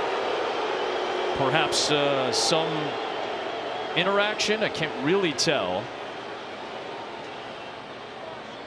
Rocco Baldelli has come out to check in with Correa. Bill Miller, the first base umpire, is the crew chief here. What are they looking at here? I'm not sure exactly. The Astros yelled something from the dugout. Rocco's out there to protect his guy. It couldn't be about the check swing. What am I missing?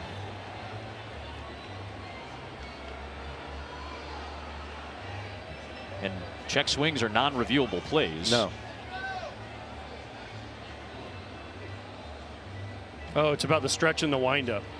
Okay, yeah. Something about the stretch and the windup. Is he going from the stretch or the windup? You could kind of read DJ Rayburn's lips a little bit. Question about the stretch or the windup. He's got to declare that. But why was Houston the first one to yell at it? I wonder if DJ was saying something to Framber. I bet he was.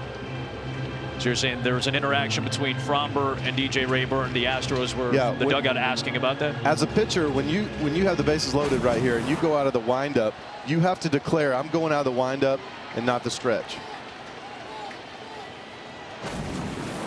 He's working out of the windup with a 1-0 count. Correa swings and foul tips it 1-1. It's especially true for guys who have similar windups and stretch mechanics. If those are similar, that's usually when they make you declare. He goes, I don't know if that's what that was though, because those are two totally different deliveries. That shouldn't have been the problem. Yeah, but you could read his lips. He said stretch or windup. You could read DJ Rayburn. I mean, and Framber was like, well, I guess he is kind of a little angled. A little angled, yeah. 1-1. Correa into center field. This will pad the Minnesota lead. Taylor is in. Solano will come home. And Carlos Correa hurting his old club. 2 more come home. It's 5-0 Minnesota. He's past Ortiz. He's past Jeter on the all-time playoff RBI list. And his club, looking for a split, is going to push Valdez out of this game in the 5th.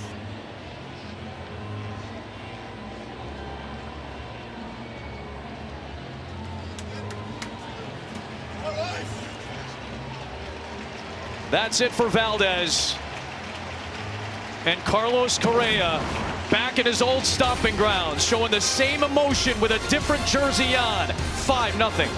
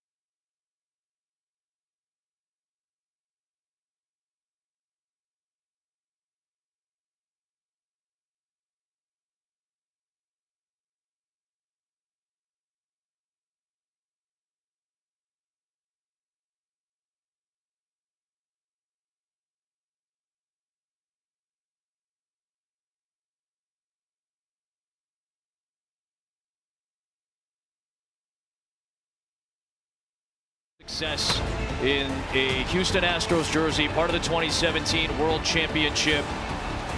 My time is, it was famously known, that big home run in the 2021 ALCS against Boston. He looked at his dugout and screamed, "My time," talking about the month of October. Well, it's a different jersey, same ballpark, and a lot of the same results. Driving runs in. 2 more to make it 5-0 Twins. Valdez is out. Maton is in. Lewis at third. Correa at first. 1 out for Jeffers. Showing bunt. A squeeze play, and then Lewis gets caught. A save by Bregman. And now Lewis trying to come home. Did Bregman get the tag? He did. He got Lewis. And how about that? Remember, Royce Lewis is still nursing that hamstring injury. He all of a sudden has to cut left and right, back and forth, up and down the line. That could not have been comfortable for him. Bregman stuck with it to get the lead runner. Good base running the rest of the way. Correa to third. Jeffers ends up at second. Well, this is supposed to be pushed to first. This is supposed to be a safety, what they call like the safety squeeze to first. It's supposed to be pushed to the first baseman. It's pretty indefensible if you get it to first. Unfortunately, Jeffers bunts it right back to the pitcher. Royce Lewis does a great job, believe it or not, by allowing Correa to get to third and allowing Jeffers to get to second. So they went from first and third to second and third and gave up an out.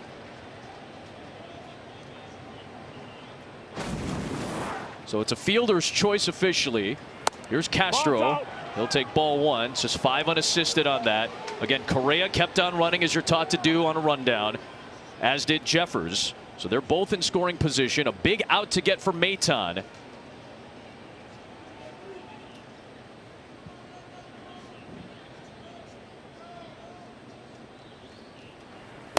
That was inside. I should say 1-5 on that put out. Beg your pardon. 1-5.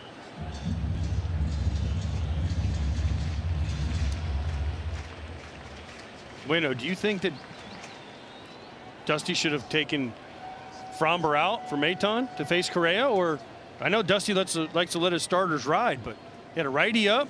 Huge situation. Can't give up any more runs. Yeah, and he already hit the double in the first, and he walked in the second time a really tough at bat. I mean, look, you got a guy out there that helped get you to where you are. You trust him in those big spots, and he's been one of the best playoff competitors there is for the last few years. I think you got to trust him there. Boy, 4-pitch walk to Castro from Maton. It's only the 4th time this year that Valdez doesn't go 5 innings. He had a 31 start regular season. This is his 32nd start. Only the 4th time in 32 outings that he didn't make it through 5 innings. Well, he's given length every start. That's why one of the reasons Dusty loves him. He trusts him. Much like a lot of the Astros starters, but tonight he just didn't have it, and he faced the wrong guy, Carlos Correa, in the wrong situations a couple times. Yep. The key to that whole thing to me was the walk to Royce Lewis. If he gets Royce Lewis out right there, if he can punch Royce Lewis right there, he's still got that base open. He can walk Carlos Correa, face Ryan Jeffers. I thought that was the play that maybe that's why you go to the next guy when you lose him with a walk there. Down the left field line, but hooked foul off the bat of Farmer. It's 1-1.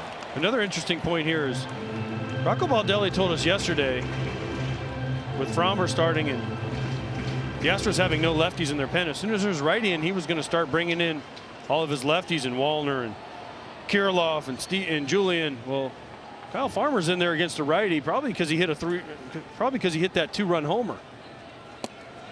And he's ahead of the count, 2-1. His 2-run shot back in the second extended the Minnesota lead to 3-0. Correa's RBI in the first got Minnesota on the board. Farmer's first career playoff hit was a homer to make it 3-0. 2 across here in the 5th to make it 5-0 on a couple of Correa RBIs. Bases loaded, the 2-1. Ball. Outside for Maton, and it's 3-1. 7 of the last 8 pitches. And 7 of the 9 he's thrown out of the zone so far for Maton. A 30-year-old from Kentucky. Missed the playoffs last year. And that's flipped foul by Farmer. A chance for Maton to limit the damage to just 2 here in the 5th if he can get out of this.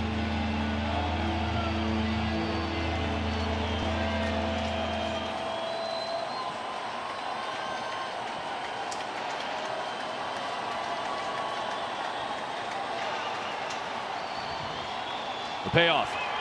Swing and a miss. Got him on the curve. A much needed strikeout for Maton. But a big inning for the Twins and the former Astro Carlos Correa. A 3 RBI night. A 5-0 lead halfway through.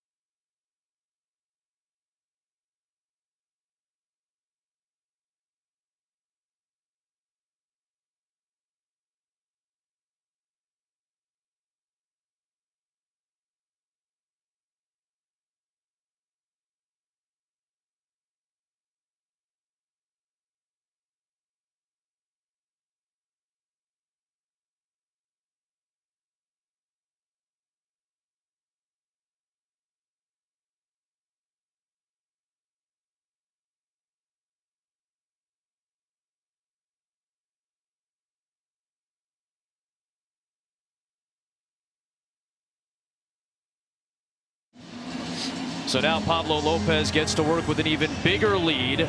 2 more across in the 5th from Minnesota. A 5-0 advantage as the Twins look for a split. And tomorrow it's a doubleheader of NLDS Game 2s. The Phillies went on the road and shut down the #1 offense in baseball in the Atlanta Braves. They'll have an opportunity for a 2-0 run tomorrow. Diamondbacks, a dominant performance against the Dodgers in Game 1. Both of those games on TBS. And then Tuesday will be over on Fox for a doubleheader as the scenes will shift. Astros and Twins at 3 Eastern time. Coverage begins on Fox, followed by Orioles and Rangers from Texas. Jeremy Pena leads it off in the 8th spot in the 5th. And sends a liner deep to left field. Castro ranging back, and it's off the very top of the wall. Castro has trouble on the recoil, and that'll allow Pena to get into second base with a gyrating double.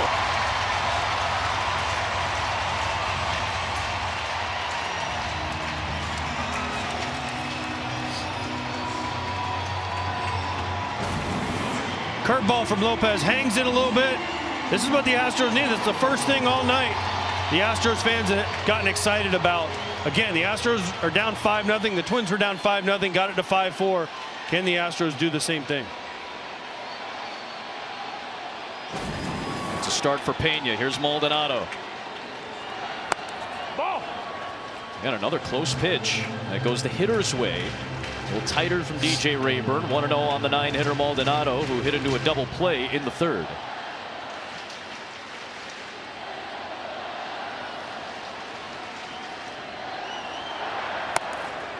A time in there for a strike with a curveball. I'm going to go back to this because I think it's a big play. Yes, the Royce Lewis walk was a big play to get Correa up with the base loaded. The Polanco bunt, okay? It's his first sack bunt of the whole year. Hasn't sack bunted the whole year. His first one, only the 12th for the Twins the entire year. But it set up the whole inning. Got him to 2nd and 3rd. Fromber had to be very careful to Royce Lewis. He's hit 3 homers in 3 games. Hit one last night. And then guess what? Tough at bat, he walks. Correa comes up with the base loaded, gets the big hit, the knockout blow, right? All the analytics people will say, well, your run expectancies goes down when you bunt. But there's one thing that goes up, your win expectancy, because it puts more pressure on the pitcher. And it just sets him in a better, more difficult position. A 1-2 pitch, Maldonado. It'll take down and away. You guys know this from your depth of postseason experience, right? Or depth of it. Both of you have won World Series. Little things that maybe don't matter as much in a regular season game, magnified so much when you get to this time of year in short series and sample sizes. 2-2 pitch. Maldonado fights it off. I'll ask you this, Wayno. If you're a pitcher, would you rather have 1st and 2nd and 1 out? Let's say it's a fly ball, nobody moves, or 2nd and 3rd and 1 out, and you're the 3-hole hitter for the other team up. Which one would you rather I have face? this argument with pitching coaches all the time. You're so much more comfortable with runners on 1st and 2nd than you are with 2nd and 3rd. It's not even close. It's not even close. And plus, you're a lot of times 1 pitch away from that double play. There's just a lot of better things that happen on 1st and 2nd. 2-2 pitch. Jam shot roller. Pablo Lopez fields it, looks the runner in Pena back to 2nd, and retires the Houston catcher at 1st. 1 down. Pena remains in scoring position. The Astros now 1 for 9 with runners on base so far in this game. Now back to the top for Jose Altuve, who has 2 of the 5 Houston hits. Well, here's their chance, right? Runner on 2nd, top of the order. Altuve's already 2 for 2. Granted, one of them was a bunt, but this is where they have to do damage. And Altuve yet to see a fastball. He's only seen 3 pitches to get those 2 hits, but all 3 pitches from Lopez were changeups. I'm looking for 97 down and away right here if I'm Pablo, but he's not comfortable there. He likes working into these righties better, more than he likes working away. Altuve goes after the first one and pops it in the air. It'll be the 2nd baseman Polanco to make the catch to retire Altuve. What a huge out that is for Lopez. Well, there's the fastball. It was down and in, and it jammed him. Yep. After seeing nothing but changeups your first 2 at bats. This is how 1 at bat sets up another at bat. Right. Altuve hasn't seen a fastball yet. Altuve is one of the best fastball hitters in baseball. But because he's only seen changeups his 3rd at bat, that ball beat him, blew him up. Who knew those first 2 at bats were all set up for the 3rd one? That's how it works as a catcher, Wayno. Always thinking ahead, always thinking about big situations, what you're going to do. Bregman takes a strike. So this is Pablo Lopez. So this is the first time through the order, second time through, third time. This is very consistent numbers for Pablo Lopez. And Pablo's numbers, didn't we talk about he gets better as he goes? Third time through, he gets much better than he does even in the first and second time through. And that as AJ and I talked about earlier, that is a guy, characteristic of a guy who can get you out in multiple ways. He's not getting you out with just fastballs. He's not getting you out with just changeups. He's not getting you out with just a slider or curveball. He can get you out 4 different ways, and then he can add different locations to all that too, because he works both sides of the plate with all his pitches. Talented guy here. 0-2 to Bregman. Way outside, 1-2. He's got a couple of strikeouts on fastballs. He's got a couple of strikeouts on breaking balls so far tonight. Well, even more to that point, though, first 1 through 3 innings, 4.78 ERA, 4 through 6, 3.35. From the 7th on, a 2.25 ERA. He just gets better as he goes every time. Bregman waves and misses, strike 3. That time it's a fastball, and at the end of 5 innings, 97 on the gun to shut down Houston's threat in the 5th.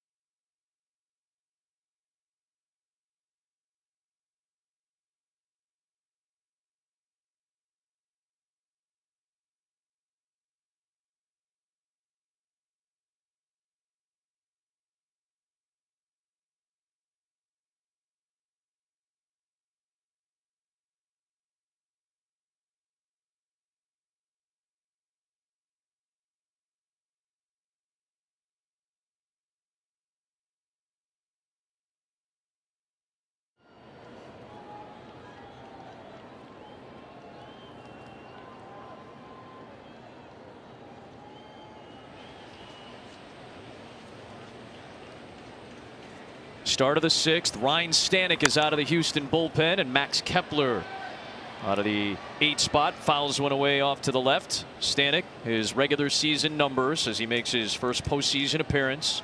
He's been in the postseason a lot the last 3 years. Going back to his time with Miami and, of course, with these Astros as part of their World Series winning bullpen. I'm thinking about growing my hair out like that. What do y'all think? Yeah, you should definitely do that. My wife's going, don't you even think about it. Jenny is like rolling her eyes right now.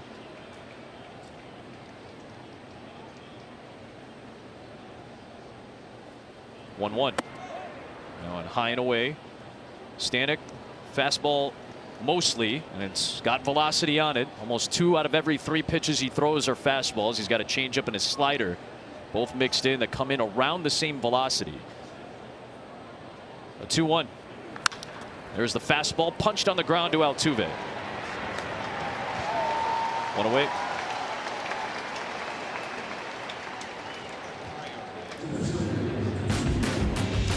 Sixth inning here, a 5-0 Minnesota lead. Here's how we got here. Carlos Correa, an RBI double rung off the wall and left to give Minnesota a 1-0 lead. He tacked on 2 more in the 5th inning. Kyle Farmer in the 2nd made it 3-0 with his first career postseason hit, a homer. And Pablo Lopez has made it all stand up with 5 shutout innings, leaving 5 Astros on base. Here's Taylor. Strike 1. Minnesota looking for a split, of course. And this is fairly common. Everybody knows that when you have a 2-0 series lead in a best-of-5, you're very likely to win it, but it's a very high percentage. 89% of the time, teams win a series when they are up 2-0. 78 out of 88 times in Major League postseason history. Well, the Twins got down 5-0 yesterday and fought back hard. Let's see if Houston can fight back into this one too. Yeah, it's kind of the opposite, right? What we saw yesterday. 9 of the last 10 runs since that 5-0 Astros lead yesterday have been scored by Minnesota. 0-2 to Taylor. He has a fastball in the dirt, or splitter in the dirt. One thing happened that doesn't look like it's going to happen. At least this next inning, Verlander came out of the game, and that's when they scored the 4 runs for the Twins. Pablo Lopez has at least 1 more inning, if not 2 more innings in him. So the Astros, like you said yesterday, Wayne, are just waiting for Pablo Lopez to get out of the game. Yeah, and it's possible.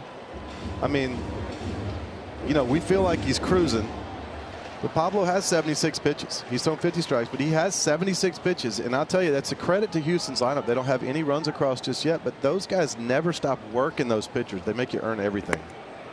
A little bit low. It's 3-2 on Taylor, and you know, you guys were chatting about this in the break. Not to say that anybody ever concedes anything, especially in the playoffs, but you cannot concede at any point, because I mean, look what happened in game 2 between Texas and Baltimore today. It looked like Texas was going to cruise. Baltimore made it very tough in the 9th today. In the air, Taylor well struck to left. Alvarez all the way back to the wall is there to make the catch. Taylor just missed it. Yeah, that's a big second out, a long second out here in the 6th inning for Taylor and the Twins. He broke his bat on this, I think. When the way Alvarez reacted, I thought this had a chance. You never know here. The Crawford box, it's like the Green Monster in Fenway. It's just there. When you're pitching here and this comes off the bat, you know he doesn't center it, but you're like, oh, I'm in Houston. Your heart drops a little bit at first. Wonder if the roof were closed, if that would have made it all the way out. Here's Alex Kirilloff on to pinch hit. So as you were talking about, AJ, now getting into some of the subs for Minnesota, Kirilloff swings at the first pitch and grounds it to Altuve. A nice 1-2-3 inning out of the bullpen, worked by Stanek. Kirilloff will stay in the game to play first base as we go to the bottom of the 6th.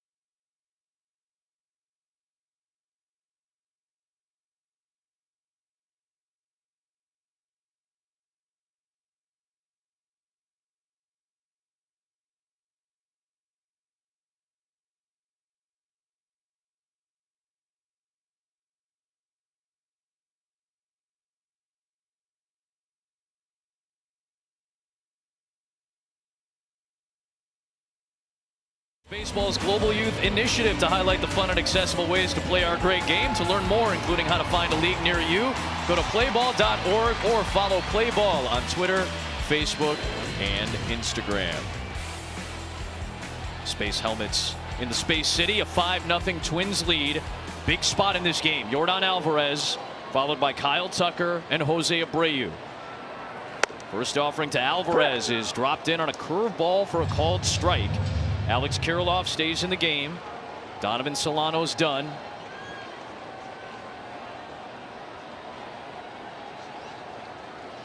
Alvarez has to lean back on that fastball. 1-1. No hits from this threesome in the lineup thus far against Lopez, who has pounded the strike zone. 2 out of every 3 pitches have been strikes, and better than 80% first pitch strikes. In this spot, crooked numbers are what get them back in the game. So you need a big inning. So Not one run isn't what you're looking for. You're looking for a big inning with this part You're of the lineup. not looking. Well, I mean, you take one, right? But that's not what's going to get Houston back in the game. As Pablo's thinking right here, Pablo's thinking, I can't. No free passes. You're earning your way on right here. If you give up one right here to Alvarez, who cares? But you attack him. You see him right here. 3 of the first 4 pitches in the strike zone. He's coming right at Yordan right here. Now he's got him 1-2. Now he can make him maybe fish off out of the strike zone because he's got him in swing mode. But right here, this leadoff hitter, and you're up 5-0, 6th inning. This first batter is so huge.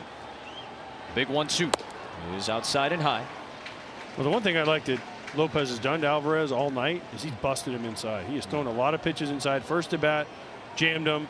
Second at bat, blew him away with a high fastball. But in a lot of pitches in. Even this at bat has been a lot of pitches coming in. You cannot let Alvarez extend his arms. Didn't chase that time. Alvarez with a full count. Don't make a liar out of me here, Pablo. A curveball and then 5 fastballs since.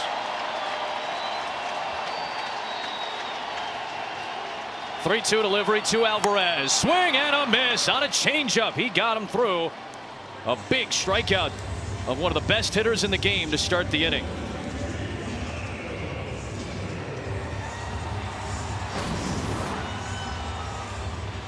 That's a huge out, and he threw him. That changeup right there was set up by those 5 straight fastballs that he threw him. Then he could throw that changeup coming out of the same slot, slides it just off the plate. Got him. Here's Tucker. Down.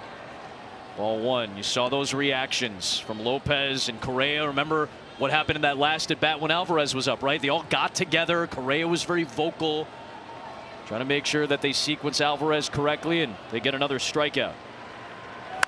Tucker reaches down and golfs it foul. 1-1. Tucker's the only one between Alvarez, he, and Abreu that has reached base tonight. He walked back in the 4th. Just a masterful job by Pablo Lopez. There's no other way to put it. In, out, up, down, changing speeds, working fast, throwing first pitch strikes. He has been the aggressor since the first pitch of the ballgame. Tucker gets jams, lifted one down the left field line, and it is not caught. Good effort by Farmer.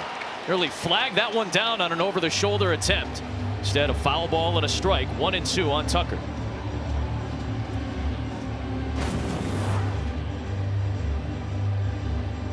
Farmer goes a long way for this ball. He needs one more step. Just kind of gator arms it at the end right here. And that ball's not coming down straight, right? I mean, the way that ball's slicing and moving, it's coming back, it's turning back over, and it's got funky spin on it. Well, fly balls, pop-ups always come back to the middle of the field. A 1-2 for Tucker, who lifts one to left again. This time playable for Castro. Has to adjust and makes the catch for out number 2. If you've been watching, we've showed this to you before. I know a lot of you have been flipping back and forth between the football game, which is at halftime right now, especially those of you in the state of Texas, maybe, who are Cowboy fans. 5-0 Twins. They scored 1 in the first on a Correa RBI, tacked on 2 in the second on a Farmer homer, and then Correa with 2 more driven into the 5th. Here's Abreu. Got jammed, punched it up into the air for the shortstop. There is Correa. A 1-2-3 inning for Lopez through a very difficult part in the order. He's been special tonight.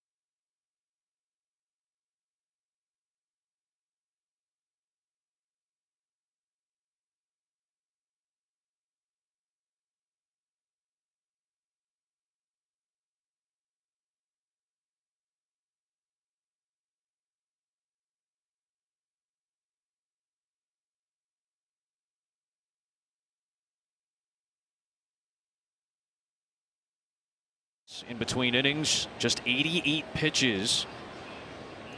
Well, it's 6 innings yet again for Pablo Lopez. Into the 7th, into the late innings we go. A 5-0 Twins lead, trying to leave Houston with a split and head back to that raucous atmosphere at Target Field that we'll see on Fox on Tuesday afternoon. Polanco leads it off for the Twins here in the 7th. It's going to be chilly in Minnesota, outside. I feel like playoff baseball, huh? Crowd's going to be going crazy in Minnesota.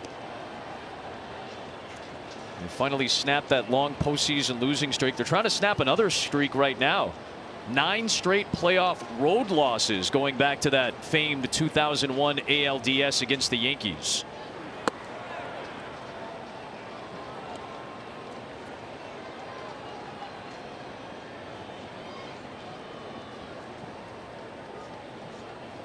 ...2004, I think it's a 2002, beg your pardon. 2002, the last time they had won a postseason series until that wild card set.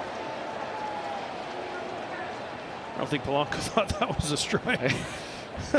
He certainly did. Toss the bat. Maybe a little bit low. DJ Rayburn has not been giving a lot of low pitches tonight. That's probably what Polanco's thinking. Is like, that is at the very bottom of the zone. 3-1. Foul back, 3-2. It's a perfect strike, AJ. 3-0, they give you everything, right? That's the voice of World Series champion, newly retired Adam Wainwright, winner of 200 games. The voice of A.J. Pierzynski, veteran catcher, won a World Series in 2005 against the Houston Astros. Tom Verducci, the veteran reporter, down in the field. I'm merely Adam Amin with a wonderful crew here in Houston tonight. Payoff pitch to Polanco is popped up. On the infield, who wants it? Abreu and Pena on the mound. Tough to navigate, but Pena's got it. And there's one down. So it went from a 3-0 pitch, thinking it was a walk, and eventually Polanco's retired for the first out.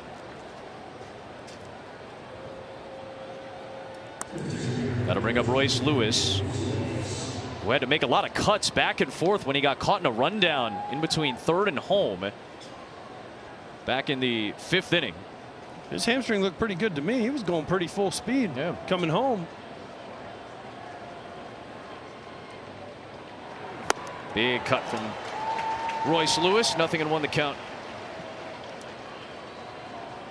Lewis, a 24-year-old from California, one of the wild card series heroes, had the home run yesterday, all while battling that left hamstring strain. Didn't play the final stretch of the regular season after the Twins had clinched the American League Central. Got that Kirk Gibson moment in Game 1 with those 2 postseason homers. Was soaking in the big crowd at Target Field and said he was thinking about Kirk Gibson. He was born 11 years after that 88 home run against the Oakland Athletics in Game 1 of the World Series. But a guy who's so deep into baseball, knows his history.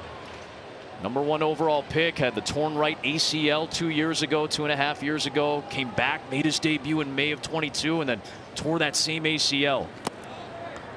Been a battle for this guy, and every team's got a story like this. You go across the league, guys who've battled injuries and battled adversity. The Astros have guys like that. Twins, name a team, they have somebody that kind of epitomizes perseverance. Lewis is one of those guys for the Twins. 3-2. Came back in Houston May the 29th. It was at this ballpark that he returned from that second torn ACL.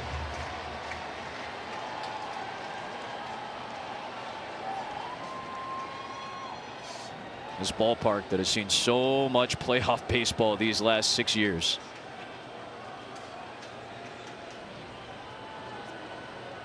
That guy's seen over 90 playoff games, every single one of them in this stretch.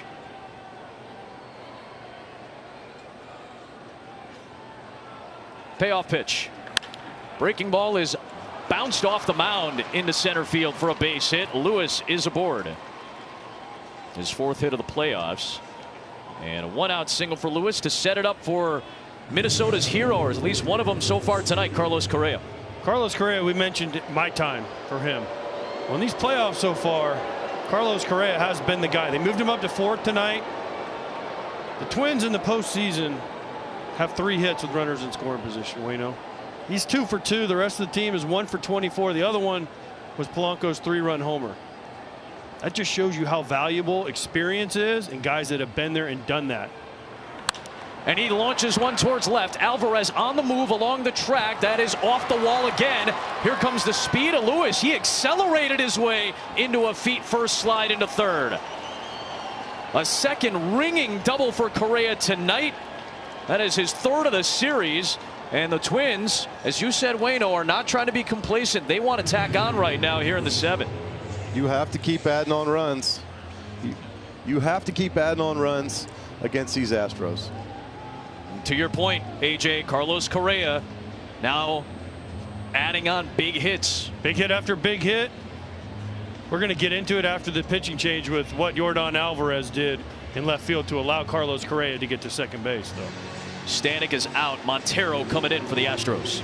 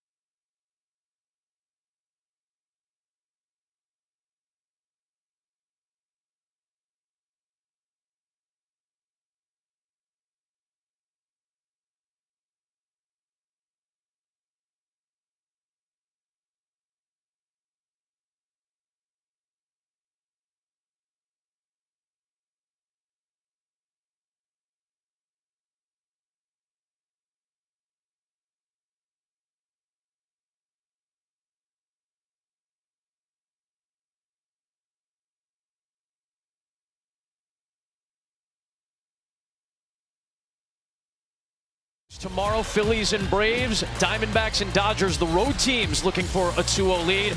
Will be over on Fox for the Game 3s of the ALDS's Astros Twins, with coverage starting at 3 Eastern, followed by Orioles and Rangers in prime time.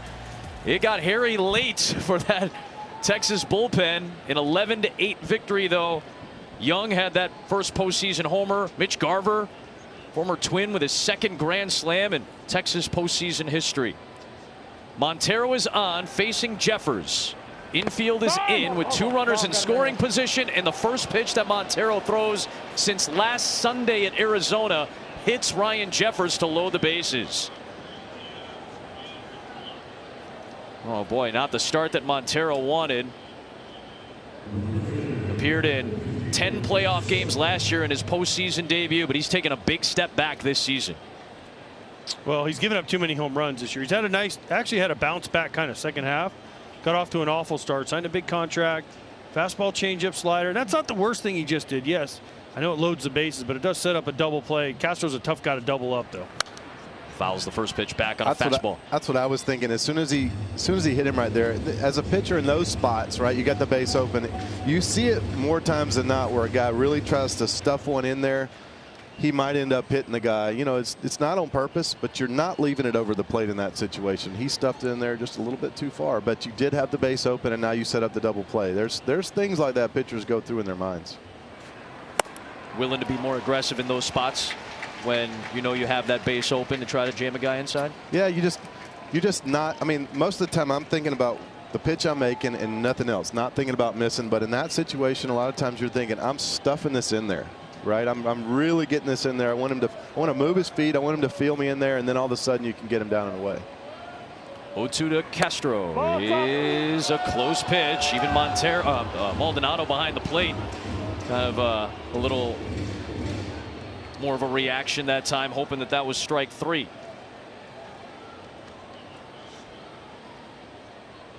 And AJ, you know, sometimes veteran catchers like that can earn a strike from an umpire after some reactions like that a couple of times in a row. Inside. Oof, that one came inside. 2-2.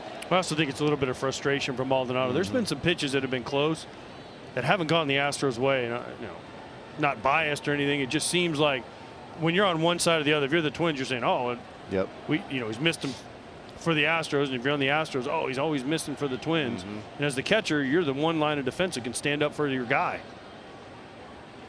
2-2 to Castro. Check swing. Appeal to third. There it is. Oh, it's going to be a strikeout anyway. Didn't need the appeal. Castro didn't like it. Rocco Baldelli didn't like it. DJ Rayburn made the call. And it's a huge second out for Montero to pick up. After he hit Jeffers, he strikes out Castro. We just talked about it. Another huge at bat for the Twins with runners in scoring position. There's been one guy that's been able to get it done for him, and it's the guy standing on second base, Carlos Correa.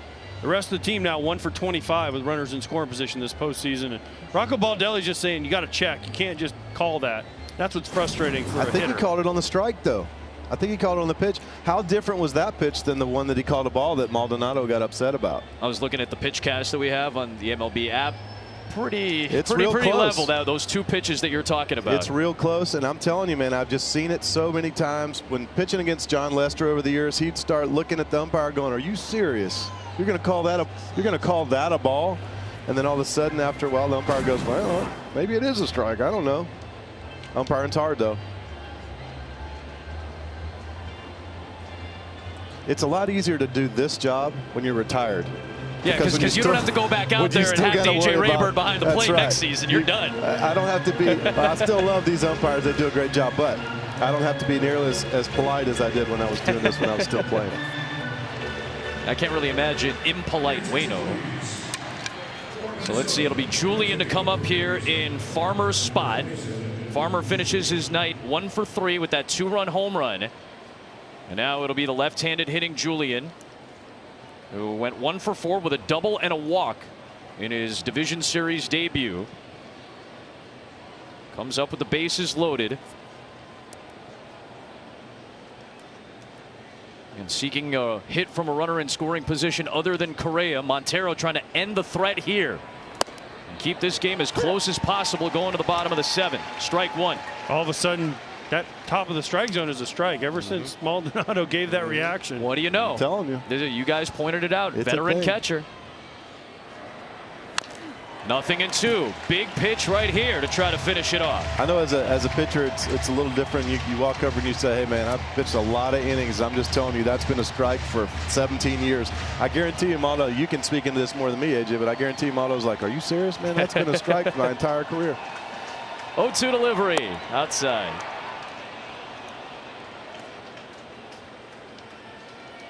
I like asking too, like you go, instead of saying, hey, you got that down or you got that up, you go, hey, where you got that? Where you got that? And they go, up, and you go, up, like total shock. Didn't get it that time. A little lower. 2-2. He has not called the low pitch a strike consistently at all.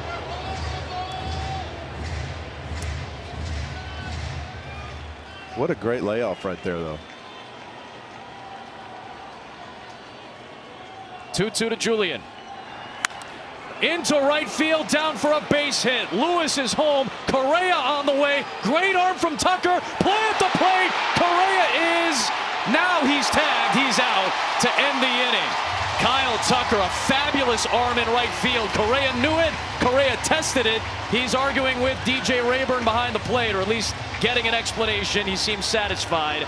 He didn't touch home plate on the slide, even though it may have been a missed tag by Maldonado initially. Great look here. Never touched the plate. Eventually Maldonado tags him out. An extra run comes home on a Julian RBI. 6-0 at stretch.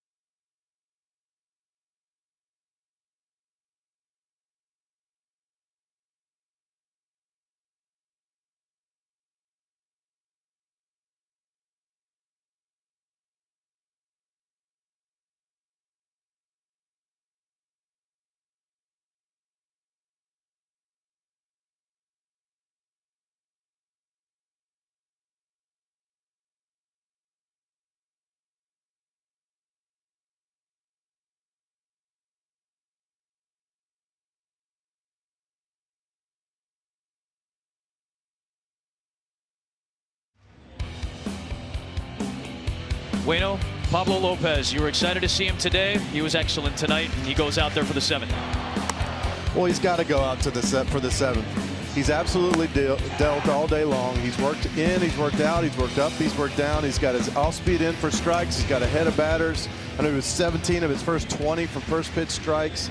The guy's been an absolute stud today, and he's earned the right to go back out for the 7th, and the Twins need it. AJ, you talked about it, in and out, up and down. He's done all the work with his entire repertoire of pitches. That fastball's been working too. Well, not only his fastball, but his entire repertoire.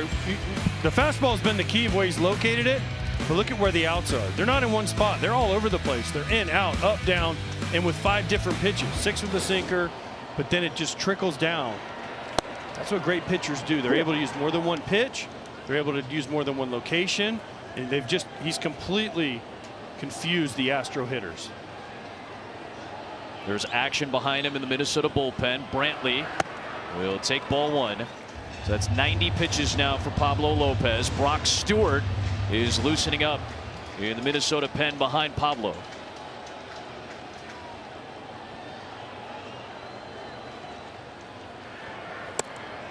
There's a strike. This has been an absolute pitching clinic. I mean, you know, this is what you study right here. Games like this. Games like this where he's still got that look in his eye too. When you get in there real close on him right now, he's still fired up. He still wants to be out there. You can tell a difference in a guy who wants to be out there and who's just out there because they sent him back out. Defensive changes for Minnesota. We'll give you those in a moment as well. 1-2. Outside. It is outside 2-2. Willie Castro moves from left field to third base as Julian came in as a pinch hitter for Farmer. New left fielder is Andrew Stevenson, a guy with a ton of speed, the former Washington National. Brantley goes chasing at a changeup, and there's a strikeout for Pablo Lopez. Watch for Pablo to empty the tank here. Rocco's got kind of a short leash on these guys once they get up to a certain amount of pitches. Watch for him to empty the tank. Everything he's got left, you're going to see it this inning right here. Because I would be willing to bet that this is probably his last inning, and I bet you Pablo knows that. He's going to give you everything he's got left right here. There's Stevenson in the game and left. 1 away for Chas McCormick. Wow, look at the movement on that slider, tailing down and away. McCormick has struck out twice today against Pablo Lopez, including that huge 4th inning strikeout with a couple of men on base. Well, you had to go back there, right? He chased the one a foot off the plate. You had to go back there to see if he'd do it again. But I think this slider that Pablo's throwing now has been really a big part of why we've seen him really turn a corner and become not just a good pitcher anymore, but a great pitcher. Wow, now he's got everybody fooled. 1-2. It was a cutter basically last year that he had in his repertoire, and he tried to develop that. It was cutting, it was hard, but it wasn't giving enough movement, and guys were still making contact, so it's kind of developed into this sweeper slider pitch. Yeah, you think about other pitchers who did that. Think back to Clayton Kershaw's early days. He was fastball, 4-seam fastball, big curveball, then he got that slider, and watch out. After he got that slider, it's just 2 different breaks that a hitter has to worry about, right? Like they have to be on his fastball. He throws hard enough where they have to respect that. But then if you have 2 different shapes of breaking balls, that makes it so much tougher on the hitter.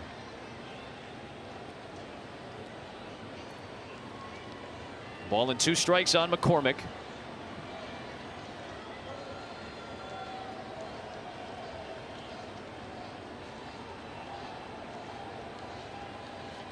Lopez home. A broken bat pop-up. Long run for Correa and Stevenson. Correa can't get there. And aboard is McCormick.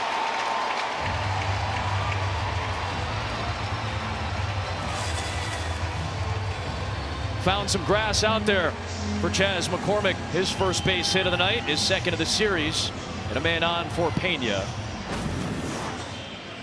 Perfect placement here by Chas McCormick. He gets jammed, breaks his bat. Correa goes a long way. Stevenson coming in. Really good pitch. But unlucky result.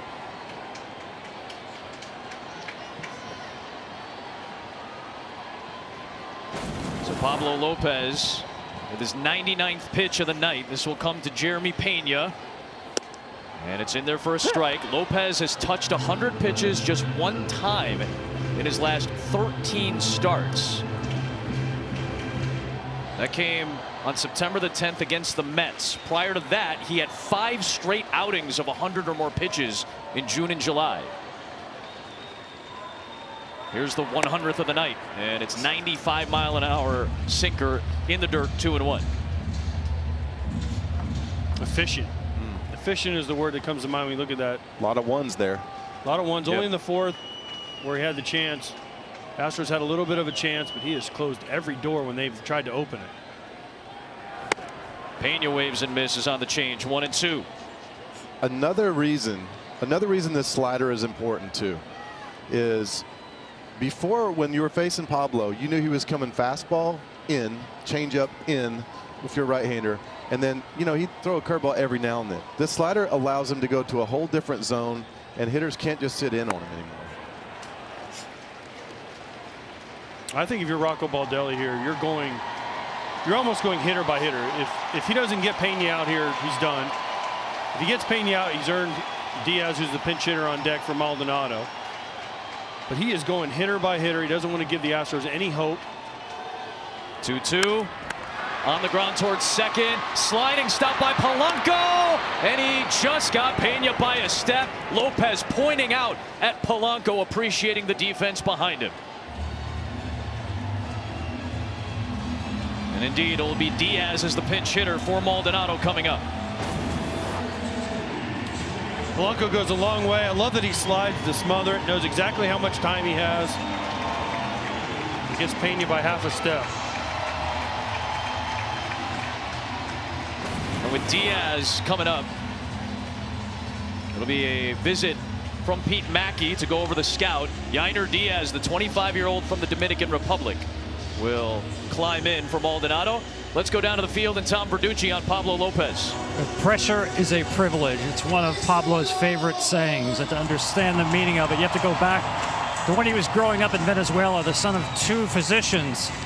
He actually was accepted to the same medical school as his mother and father at the age of 16. And the Seattle Mariners offered him a contract for $280,000. His father said, medical school will always be there. He went from Seattle to the Marlins, this year to the Twins. And you talk about pressure. He walked into playoff game number 1 in the wild card series wearing a jersey of his hero from Venezuela, Johan Santana, and won that game. And here he is tonight pitching shutout ball as deep into a game as only 2 pitchers in Minnesota Twins history. His hero, Johan Santana, back in 2004. And of course, Jack Morris, Game 7, 1991 World Series. But he went 10 innings to finish off the Atlanta Braves. Broke my heart. I know it did. As a Braves fan, you grew up. You were watching that. I was with you, Smoltzy. 1-0 on Diaz, who pops it up. Right center, Taylor over. Sparkling Sterling, 7-inning shutout performance with the season nearly on the line. Pablo Lopez, the ace of the Twins. An incredible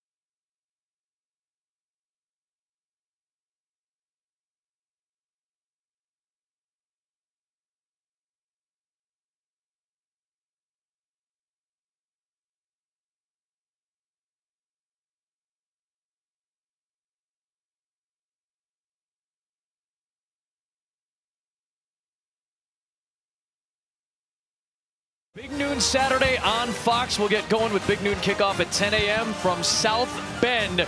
And then at noon, J.J. McCarthy's been excellent. That Michigan defense looked very strong against Minnesota the other day. They'll get set to take on the Hoosiers. All starting up from South Bend, 10 Eastern. Big Noon kickoff on Fox. Rocco Baldelli, Pablo Lopez. He told us before the game, I'm going to let this guy pitch. I'm going to let him work through whatever he needs to work through. And Pablo Lopez on another big stage delivered yet again with 7 shutout innings for Minnesota, down 1-0 in the series, trying to get a split going back to Minneapolis on Tuesday. Max Kepler will lead things off in the 8th spot. Yainer Diaz stays in the game. He's the catcher behind home plate for Montero, who works into his 2nd inning of relief. Ball's off. Another interesting point about Pablo Lopez giving him 100 pitches. He's lined up to pitch Game 5. Right. And Rocco Baldelli, if it gets to Game 5, he's already said, we talked to him before the game. He's like, we're going to have Pablo Lopez. That would be Verlander versus Pablo Lopez. It's a pretty good pitching matchup if it gets to that point. If it gets there. Boy, if you guys could see Waino right now doing his little dance. He was so happy hearing Verlander Lopez.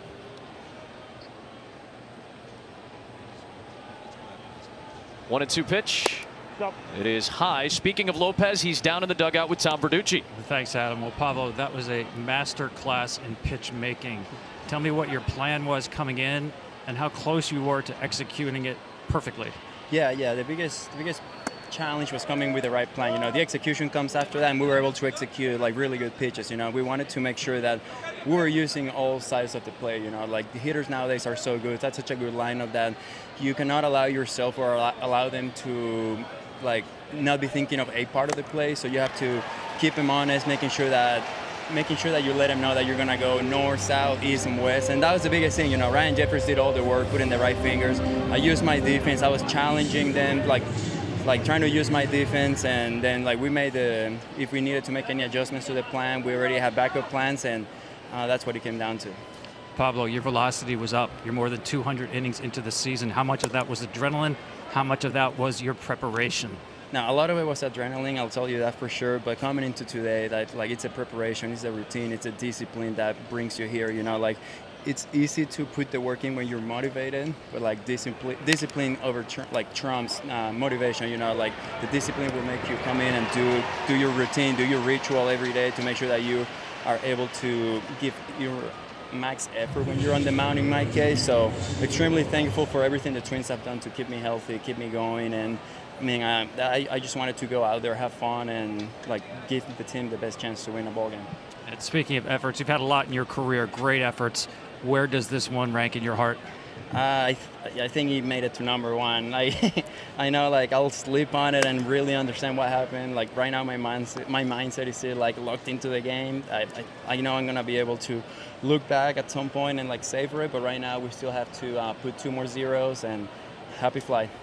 Thanks so much. So well done. Thank you very much. Back to you, Adam. Thank you so much, and appreciate Pablo Lopez taking his time with Tom Verducci. Kepler and Taylor retired to start this 8th inning. It is Alex Kirilloff for his 2nd at bat of the night. Came in as a pinch hitter in the 6th for Donovan Solano. I'll tell you, you're smiling, kind of listening to that. I can't smile anymore. A masterclass of pitching, but that interview right there was a masterclass of what his mindset was that entire time. I loved the selflessness of it. We were trying to do this, we were trying to do that, we were able to execute. This is a team game. It's not all about him, and he brought that into the table right there. I also loved him talking about discipline.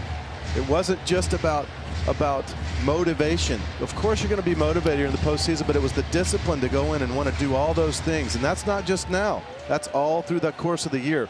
Everything that he's done this season has brought him to this moment. And I thought everything he just said, you know what a preacher would say? Man, that'll preach. A word, some might say. 2-2 to Kirilloff. Inside for Montero, 3-2.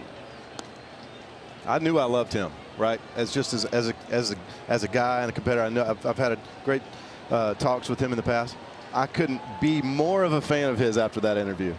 I mean, that was just, he nailed that. That was perfect. Waved on and missed. Montero with a 1-2-3 inning. Top of the Houston order coming up. Lopez was excellent. Now it's up to the Minnesota bullpen to get 6 outs. Brock Stewart coming in to face the top of the Astros lineup.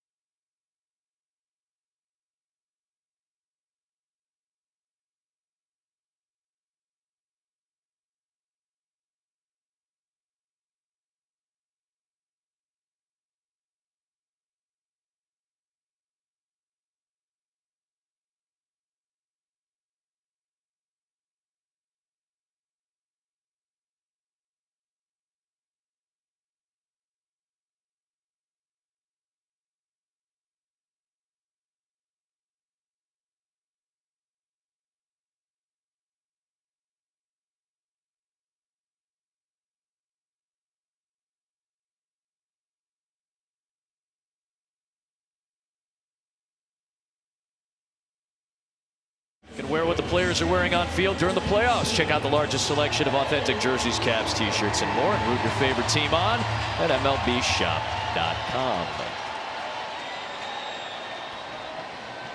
6 outs left to try to leave the Lone Star State with a split.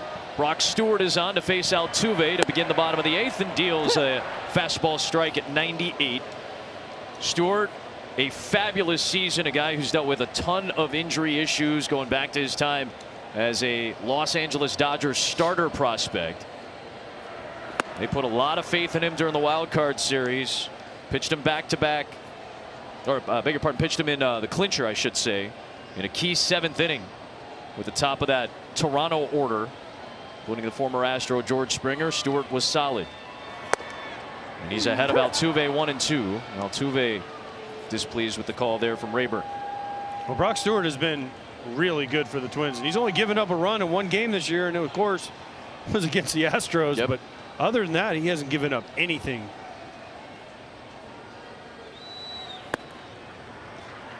Kind of came out of nowhere with that sub-1 ERA. He'd been out since June with a right elbow injury, and then he came back for the final 2 series of the season. That was kind of a theme for the Minnesota bullpen, getting guys back very late in the year to try to gear them up for the postseason. Altuve serves one the other way to right. Kepler is there for out number 1.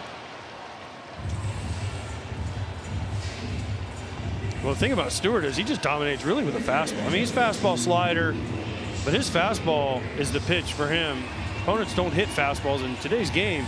You see a lot of guys that can still hit velocity, but against Brock Stewart, they don't hit his fastball. You just saw Jose Altuve get beat by it right there.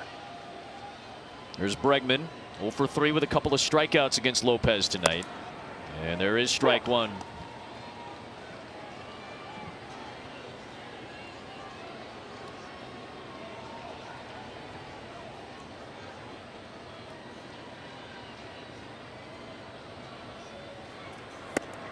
Six runs, 10 hits, no errors, 7 left on by Minnesota.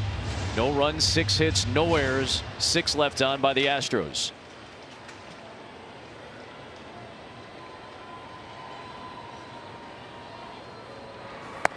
Down.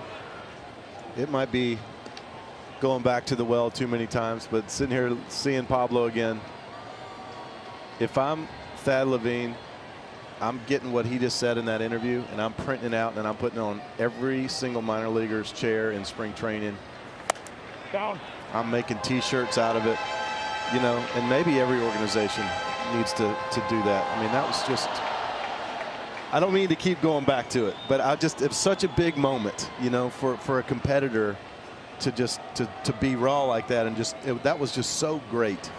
I appreciate him taking the time with Tom to give us that insight a moment ago. Bregman is aboard with a 1-out walk this playoffs. You can get the best 5G coverage in the game with T-Mobile, America's largest and fastest 5G network. You said it, Lopez was great, but still 6 outs to go or 5 outs now after Altuve was retired. And you got to go through this very difficult part of the lineup. Bregman's aboard for Alvarez, who lifts one to deep left center field. Back goes Stevenson at the wall, and it's gone. Another shot for Yordan Alvarez, his 3rd of the series, and the Astros are finally on the board in the 8th.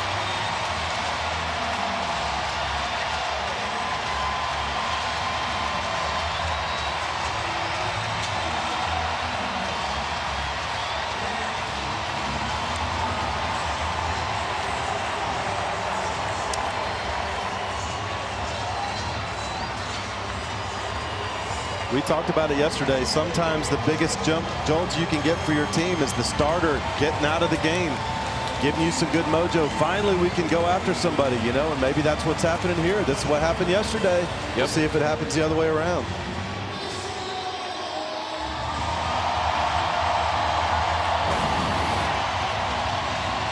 Minute Maid Park is back to life after this swing from Alvarez the other way for a homer.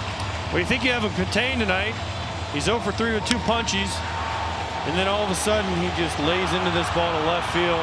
Stevenson thought he had a chance, just sneaks over the left field wall high up there. This guy's unbelievable. Down 6-0. All of a sudden the crowd's kind of back into it. The Astros are feeling a little bit in their dugout. Mackey, the pitching coach of the Twins, went out there to shut down the momentum right away. I guarantee you they don't feel out of it. Nope.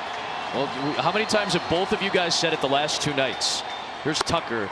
You cannot be satisfied at any point, and especially in playoff baseball, especially with both of these teams. The power of Minnesota, their home run ball got them into the game last night. Astros offense is relentless. They're at least got some life now in this 8th inning. Stewart with a 98-mile-an-hour heater to get Tucker swinging. Yordan's ridiculous, man. Pulled 2 yesterday and goes oppo to one of the deepest parts of the park here tonight. 2-1 on Tucker, and now Yohan Duran is up and loosening in the Minnesota bullpen. There's certain hitters who have the kind of power that wherever their barrel's pointed, if they hit the barrel, it can go. And he's certainly one of those guys. Outside. Good eye by Tucker, 3-1. This is exactly what the Astros might not come all the way back in this game, but this is what they wanted. They needed to get Duran up. They needed to get Duran into the game. If they can get him in here in the 8th, that'd be even a bigger thing. I know there's an off day tomorrow, but you get to see him. Ooh, a strike to Tucker, 3-2. He thought it was ball 4. He has such incredible strike zone recognition. I mean, that ball's like a paper. The width of a piece of paper off the plate right there, and he knows it. He knows. Look how thin that is. You could barely slide a piece of paper down that circle there, and he knows that he's like, he looks at the umpire and says, dude, that's an 1/8 of an inch off the plate. Are you kidding me? 80 walks this season for Tucker. Payoff pitch. And he fights it off. Here's the thing. When you're an umpire, you don't want to be talked about. We've talked about the umpire way too much tonight. Guys complaining. You just want to go back there and just do your job. Have nobody even know you're there. Just call the game. Boom, boom. Tucker goes down swinging on a fastball. You see him pump his fist. Maybe a word. DJ Rayburn nodded his head, and Tucker still looking back at the home plate umpire. Well, he's saying, listen, DJ, the 3-1 pitch is a ball. I should be on first base right now. Instead, I just punched out. I mean, it literally is an 1/8 of an inch off the plate, maybe. How is he supposed to call that a ball? Because it was a ball. Here's Abreu. Down the middle of strike. The box that you see, the box on TV now, that's put a lot of pressure on the umpires. Sure. And I'm not saying that's a bad thing. No, I understand. That box is basically an average of the strike zone for that particular hitter over the course of the last 100 or so plate appearances.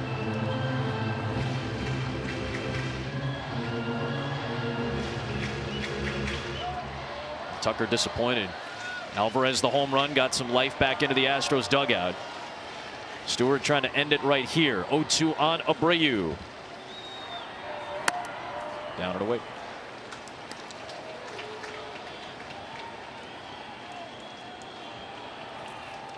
Isn't it funny when you're watching this Astros team? They're down 4 right now in the 8th inning, and you're still thinking, well, they're not out of it just yet. Yep. Bouncing ball to second for Polanco. Yordan Alvarez keeps doing Yordan Alvarez things, hitting home runs. He's done it 3 times already in the first 2 games of the series. He ends the shutout. 2 on the board for Houston. On to the 9th we go with Minnesota up.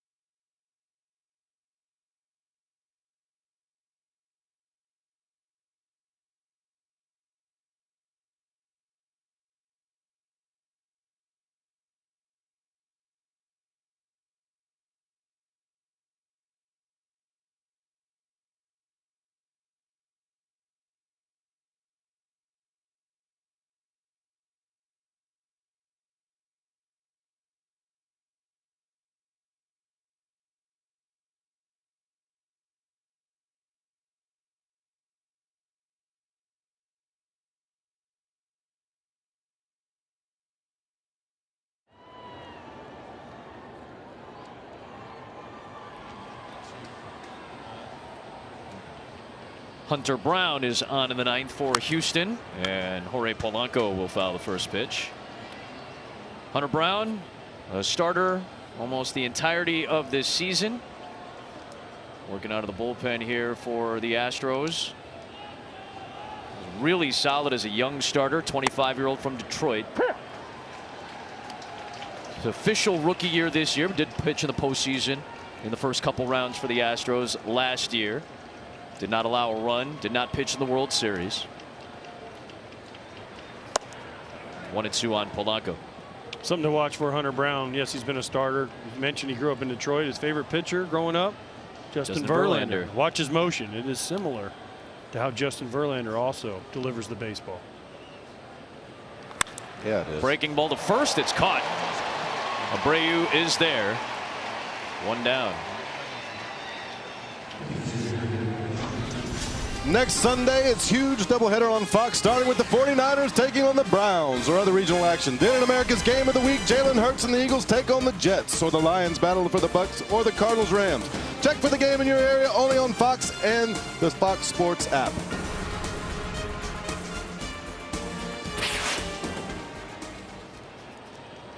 How was it? That was great. I was just thinking it was like very like old-timey broadcaster voice. It was awesome. I thought I was trying to channel my inner Adam Amin. No? And you're going to be in Tampa, right? We'll be in Tampa next week. Lions and Bucks. That'll be a good game. Lions with an impressive performance against Carolina. Bucks are on a bye week this week. I wish I could have seen AJ's face while that was going on.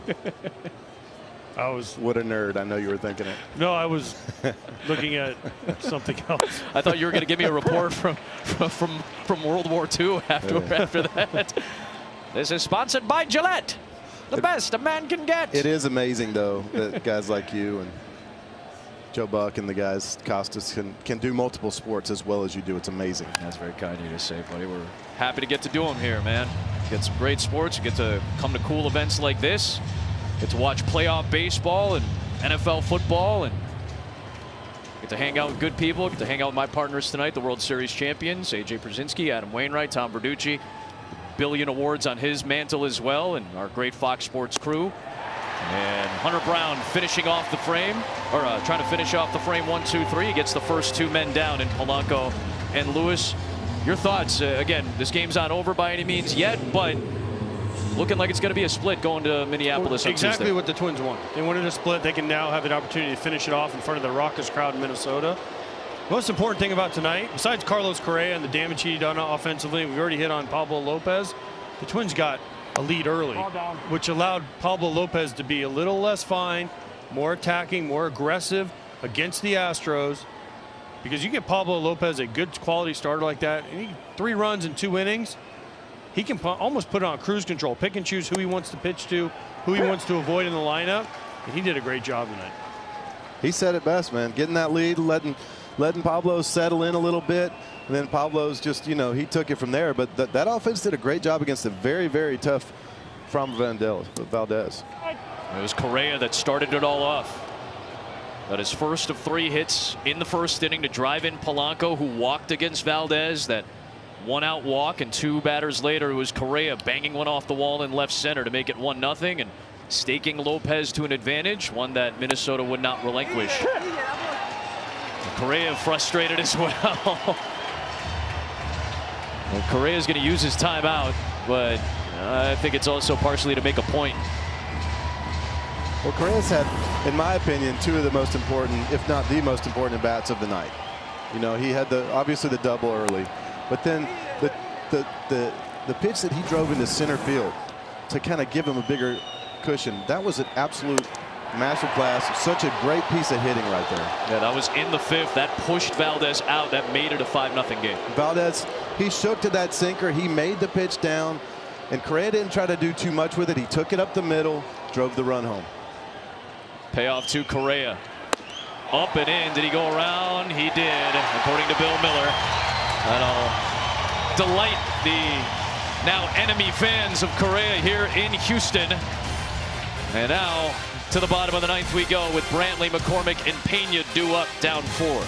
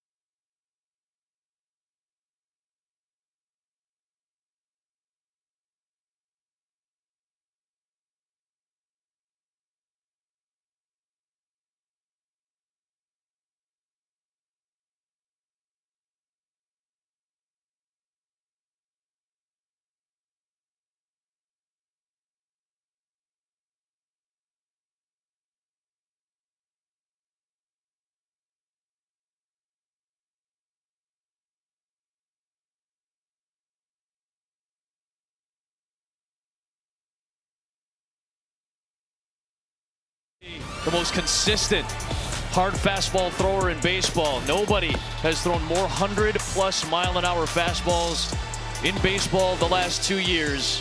It is Yohan Duran in a non-save situation, but just barely. It's a 4-run cushion. He's got the highest average fastball velocity among qualifiers this season. Also gets a very nasty splitter, gives him the highest ground ball rate in all the baseball. And then his best out pitch is his curveball. He struck out 5 of the 8 batters he faced in 2 outings against Toronto. Also, while dealing with that cut on his right thumb that was visibly bloody before he started to pitch in Game 2. Not expected to be an issue, but it'll be his first time out since that performance.